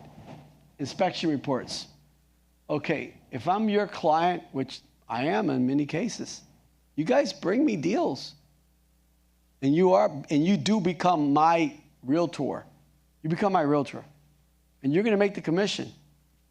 But here's the thing, when I go to buy a property, I don't do inspections. 0 day. I'm buying as is, triple is, quadruple is. I'm buying it. I'm buying it the way it is. So you know what you have to do? You got to come to me and go, Ismael, I need you to sign this inspection waiver. So this has happened so many times before. Any client, okay, and mostly investors that say, I want to buy the property, and then they find out all these defects and they want to get out. And then they go, the realtor never offered me an inspection. Sir, did you not sign that contract? And it said it clearly right there, 0 inspections, because you told me that. And that's why texts and emails are so important. Sir, are you sure you don't want to do an inspection? I highly recommend one. No, I don't want to do an inspection. Good. I've got now your text. Second, I've got the inspection waiver. And I've got the as-is contract that you signed that says under inspection period, 0. So am I protecting you guys? Are you protecting yourself from these individuals that are not too nice? Okay? So if you don't have that one, you better have that one. Okay? Full MLS listing reports should always be turned in with all your files. Modifications or cancellations. Clients are able to cancel a listing with you. And it happens. Man, they're already angry. You know they're not going to cooperate with you. They want to get out for whatever reason. Let them go. This is my policy. Let them go. Unless you spent some money on it, and that's where the listing agreement comes up, that you would want to be compensated back. That's why that listing agreement is so darn important. Or buyer's brokerage agreement. It's so darn important. Yes, sir. Yes, sir. Yes, sir. Absolutely. Okay? So this has to match your listing agreement, because if you have a listing agreement 0 on early termination, you can't put a penalty in there because the listing agreement says 0. But if, let's just use a number, just shoot a number, guys. Give me a number. How much? 1,000. If you put $1,000 down for termination, then you can put the termination $1,000 here. Okay? This is the document to be able to cancel a listing. That one. Okay? So now you guys know which one it is. Modification or cancellation. It's right there. It's called the MEBBSA1. It always says it right there at the bottom. No. No. You can ask. I don't know. You're not going to get let him out. All right. Okay.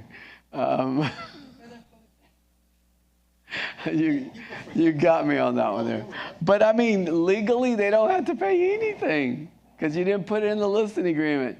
But if you want to give them a hard time about it, but then you know what's worse than the hard time? A review. Ismael Alvarez is the meanest realtor. I give him a 1-star minus. You know what I mean? Not worth it. The review is going to kill you from people wanting to do business with you in the future. So think about that one and just call me up. I'm always here. I'm available for you guys. I'm selling a property. She's a realtor, actually. Yeah. Her property. She was a really wonderful friend, actually. She was my landlord in my real estate. Yeah. My commercial area. I was selling her house, horrible situation, horrible house. Yeah. Sewer for everyone out there. Horrible. Bad landlord. Anyway, she's an old lady, never put any money into the house, and she's owned properties from her. And the point is, into the thing, I had three deals break down because nobody wanted to buy it after inspection. Yeah. Bad property. Her son, who is in business, talked her out of taking the property away from her. Yeah. See? Because he said that I was. After you put a lot of work, they don't know what they're talking about. I told her this. It's not the property. It's not the realtor. It's the property. Yeah. 3 times. We had deals and then they just. Well, if you got in the listing agreement. I didn't put it in. It was a word goodwill. She's a realtor, and this guy runs a insurance. It's a horrible realtor. She is a horrible realtor. Well, she's the owner. Doesn't matter. She's still a horrible realtor. She's a slum landlord, and she's a horrible realtor. Yeah, well, I let her out, and my broker. The right thing to do. I left later. He said you should never let him out. I said, well, I gave her my word, and I didn't make a dime on it, and I lost time. It's happened to all of us. We have to have patience. No, sir. No, sir. No, sir. No, sir. No, sir. I would have done the very same thing you would have done. That you did, I mean. I would have done the very same thing. I work out of the heart. She's a good woman. No. She's not that good of a woman. She took the listing away from you. She's not that great of a woman. She let her son get involved. Yeah, but she still got control. It's her house. So, no. She's not that great of a person. Sorry. We'll talk about that one later. Listen, guys, this is... I know it still bothers you. This is so important. You guys have to have a walkthrough, whether it's a rental, whether it is a sale, and it better be signed. The document, we have it in our back office. It better be signed that their clients are satisfied. All of this is for whose protection? Yours. Thank you. Do not go to that, don't go to that closing without that walkthrough to sign. What if you're the listing agent and the buyer's agent is there? I would still have a walkthrough and I would say, can you get your buyer to sign this for me? Because you are preventing what? Brain damage. Got it? These documents are there to help you. Okay? So there's the walkthrough form. You know, copyright laws. Well, I got a big one on that one there. Copyright laws. Be careful of the photos that you take. Don't get them from Google. Don't get them off the internet. Pay for them or take them yourself or pay. And wait, and when you pay for them, you better get something in writing that those photos belong to you. And you can use them as many times as you want. Because some of these photographers will give you a one-time use. Okay? Be very careful with these. These are federal lawsuits, by the way, now. They're not state lawsuits. Federal. They're going to cost you a lot of money. You guys want to talk to me about this after? Because I got a lot of classes on this. you can talk to me afterwards. Javier does a lot, him and his team. He has a full team. They're very reasonable in price, and besides, the photos are yours. You can do whatever you want with those photos. Anything, you and your clients. We have no interest into them whatsoever. DAs. Guys, realtors don't even know about DAs. A disbursement authorization is for you to get paid at closing. It has to be thoroughly filled out and sent to me, and I sign it. So up here, you'll put the closing date, the property address, how simple is that? It says it right there in big red letters. Must be sent to Alvarez Broker, which is my Gmail. Okay? Title company, their phone number. Who do you represent? Buyer, seller. Your name, our transaction fee goes up there. Your name goes there and your commission. I sign it. That goes in the front. That goes in the front of your file with the copy of your check. Always make a copy of your check. Those are the first two documents that go in front of you on the file, okay? And a commission waiver. You know you guys are helping your realtors, your clients sometimes with their closing costs, closing expenses. This could be a listing agent, a seller. So I'll do a commission waiver, but make sure you put the commission waiver number 1 in front of your file. Because if you put it, there's 50, 60, 70 documents in there, and it's in the middle somewhere, they're gonna miss it. And then they're gonna think you really made $15,000 when you only truly made $11,000. So we don't want any errors in payroll. Put that document up front that you didn't make $5,000, $6,000 that you helped out with closing costs. That happens every day. Close out your MLS is really important. You know, payroll, you guys know who Leslie is and so forth. Send it to her. Listing agreements, we got to have them within 24 hours. Every time you get a listing agreement signed by you guys, you don't need me to sign it. Read at the bottom again how it says, or, thank you. You guys are authorized to sign these listing agreements. You don't need to send it to me. Because I have some realtors that send it to me. Because like I've got a lunch, we got some lunch in the, that we could go have lunch, and after lunch I got a podcast. Imagine you waiting for a listing agreement to get signed by me at 5 or 6 or 7 or 8 o'clock at night. No. You can sign. I authorize you guys. And we saw it very clearly there that it said or. Broker or authorized agent. And I authorize you guys to do it. Okay? But it's got to be sent to there. We got to have it by law. I got many classes on that that'll explain why. You know, the documents that got to be there, it's in the listing agreement class. It's in the listing agreement classes. That'll be there. The whole explanation of all the documents that need to be in there will be there. You know, sharing MLSs, you can't do that. Okay? And listing agreements, I had to touch bases on this. When the office doesn't have it, it's a $1,000 fine the first time. Then it's $5,000 fines from there on. Do you need a listing agreement if you are selling your own house? The answer is darn right you do. If you are selling your own home, do you need a listing agreement? Yes. If you're selling your wife, your husband, your grandmother's sister, brother, son, daughter, do you need a listing agreement? Let me help you. Yes.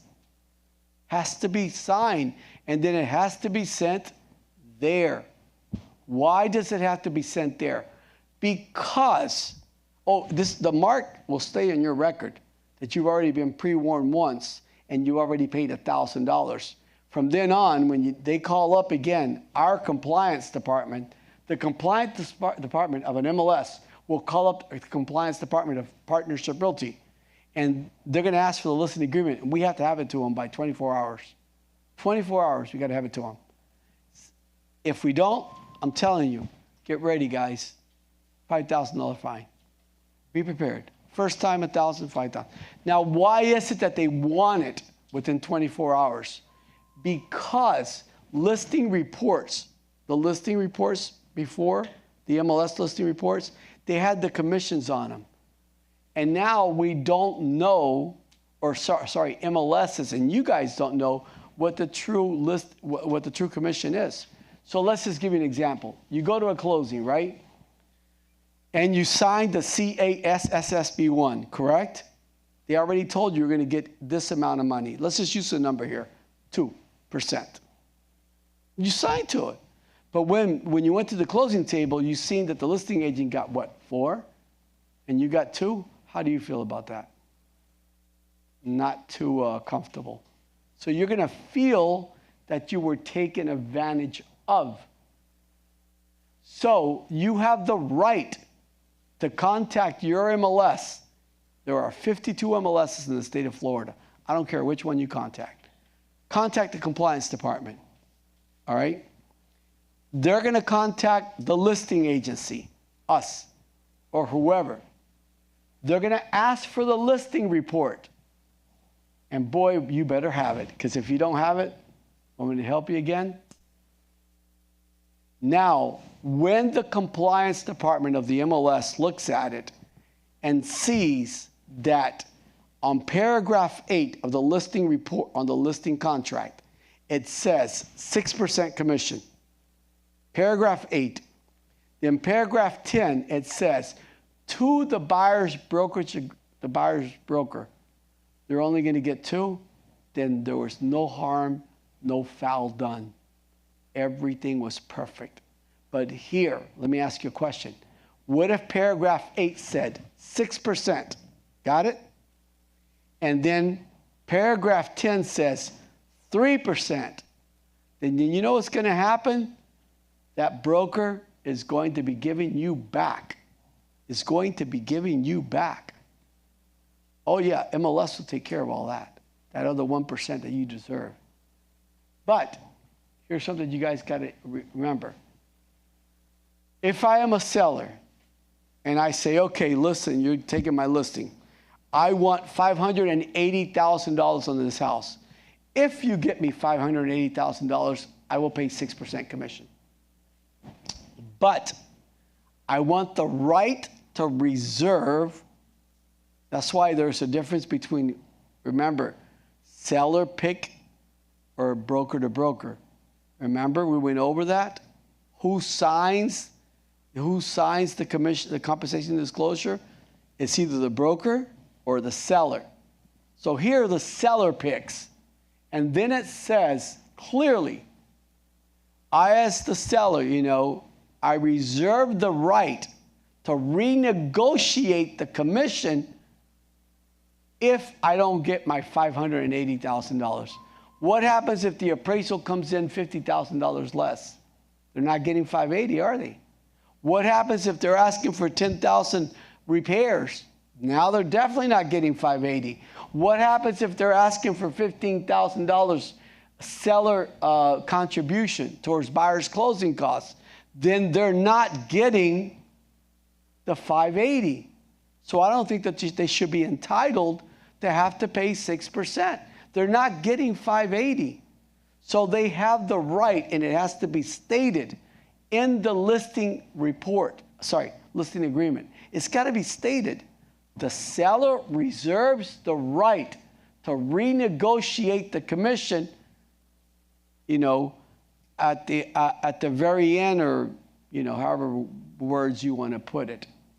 All right? So now maybe the seller says, hey, listen, I'm not going to pay. I'm only getting like $500,000, $525,000. Okay? I don't want to pay 6%. I can't. I need the money. So now they renegotiate it. That's why the compensation disclosure says that commissions are what? Not set by what? They're not set by law. They are fully negotiable. See what I mean? Why this document is so important? Okay, there's a full class on that you guys can watch on that. There's a full seller's net sheet. You guys can't get listing without giving the seller what their closing costs are. I've got great classes on that you've got to watch as well too. Not going to go over any of that. not going to go over that. We went over that at the new constructions already, that you still need every single document up there. Okay. I spoke about vacant land fraud already. You know, we spoke about wire fraud. We've got, thank the Lord, these preventative measures through our title agency now that's going to prevent all of that. Now we recognize a driver's license, and we know if it's fake or not. Now we know if wire fraud's not going to happen again. Very small title companies do not have those access to those tools. We do. I'm not going to go into that one. I got great classes on that one there, federal lawsuits, but that's about it. The only thing I could do here with you guys is who doesn't know, so we can close out the class, who doesn't know where our back office is at, so I can show you. You don't? Okay, we'll bring it up. Let me just say goodbye to our, well, you know what? No, let's leave it open. I want to, in case, because we have a lot of viewers that are watching, okay? So they can see where Partnership Realty's back office is at. So let's do that. This will only take a minute. So where are all the forms for Partnership Realty? Which is called the back office. Exactly. You and I have been over it. So again, it doesn't matter, guys, if you use Flex or if you use Matrix. Now look at this. This is your home page. Now I could open up Miami, correct? I can open up Miami MLS. Now Miami calls it the gateway. Palm Beach County calls it, our transaction desk right here. Okay, not transaction desk. We call it the, I just went blank there. Well, this is where the form, do you know why mine just went blank? I guess it's been a long day. Okay. So our dashboard, this is our dashboard at Beaches MLS. See where it says favorites, guys? If I remove these little stars, they're gone. So if you come here, see, if you use Matrix, you can just put Matrix, click on the little white star. Now you have it under favorites. If you use Flex, click on the little white star, look, it's there. Then come down and go right there to Florida Resources, and you see Foreign Simplicity. So white star, click on it. And these are shortcuts. Now let's go to Miami. I'm going to log into the gateway. Miami doesn't have Flex, has Matrix.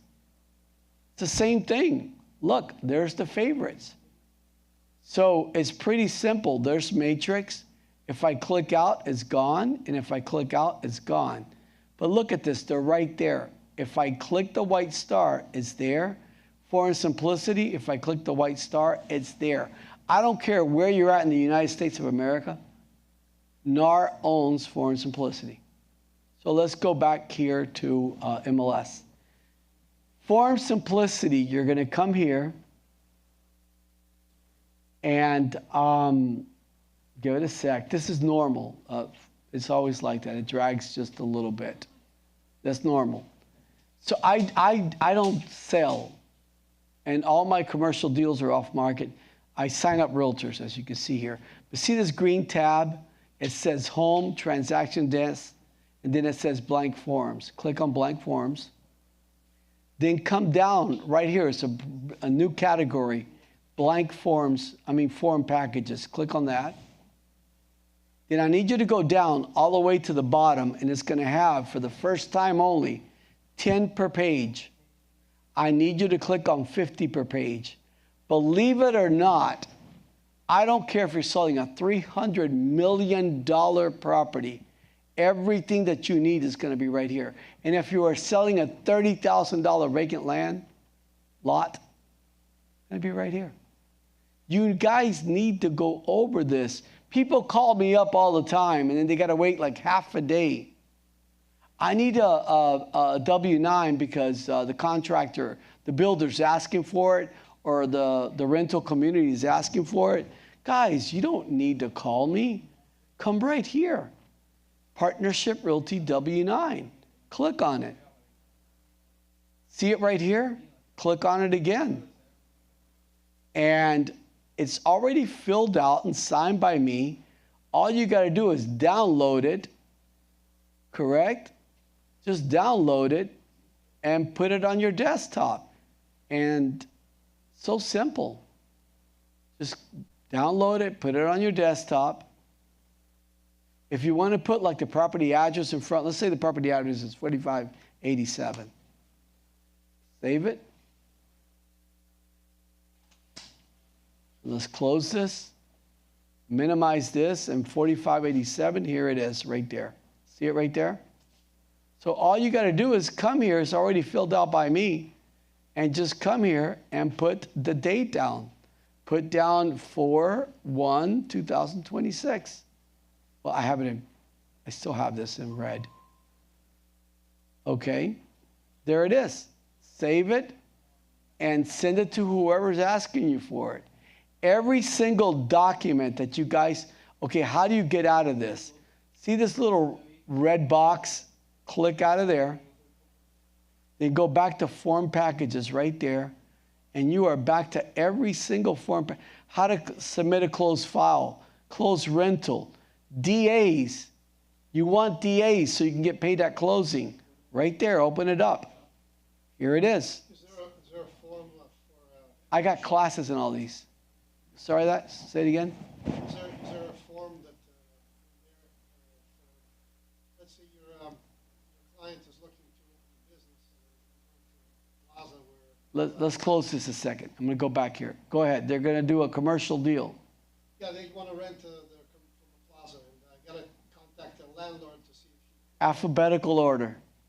Commercial packet. Click on it. What would you like? It's all there. I want to get an agreement with the landlord. It's called an LOI. I have a class. Go into our PRI classes, as already mentioned to you. And I've got a great commercial class there that'll explain everything to you. Then it doesn't mean after you watch the class that you can't call me. You can call me. But here's the thing. Why do I want you to watch the class first? Because now you'll have an understanding of the terminology, of the steps, of the whole kit and caboodle. So when you and I talk, it's not like talking in a different, alien language. You're understanding what I'm saying. So you go to where? PRI classes. Go to English if you want to see it in English or Spanish. If you want to learn Spanish, go to Spanish.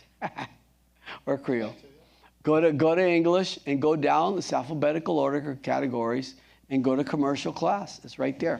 All right? So now you guys know where the back office is at. Okay? And it's for Miami. Guys, it's from Miami. It's the very same thing. I already logged in. So it's right here.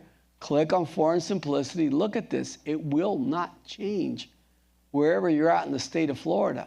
It's blank forms, form packages. There you go. Look at this. What's a back office mean?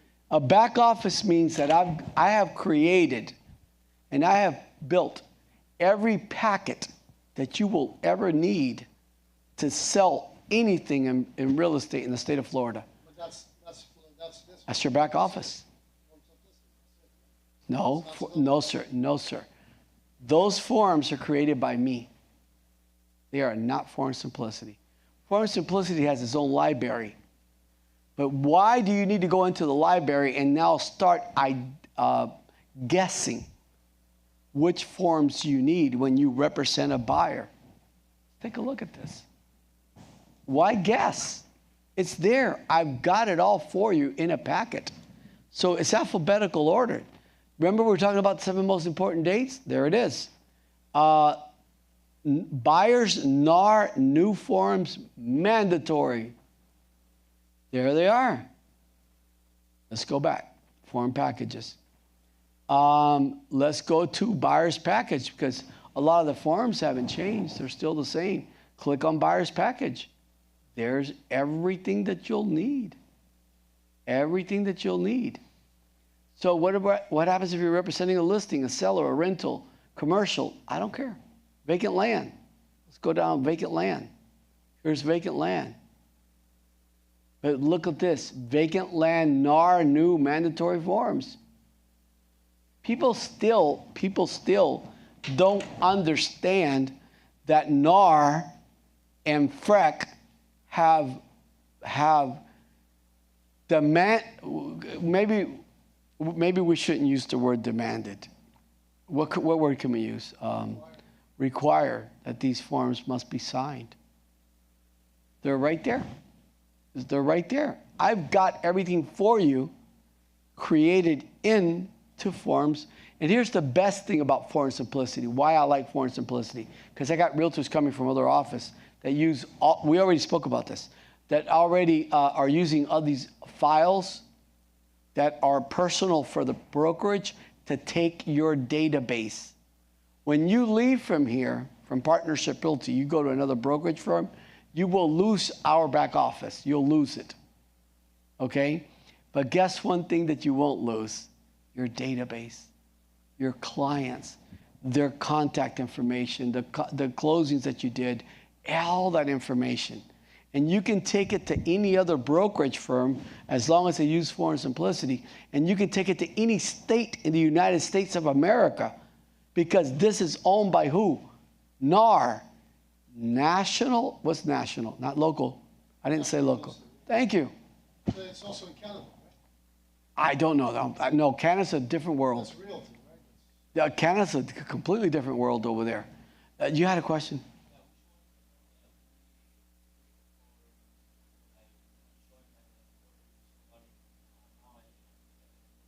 Yeah, I went over all that.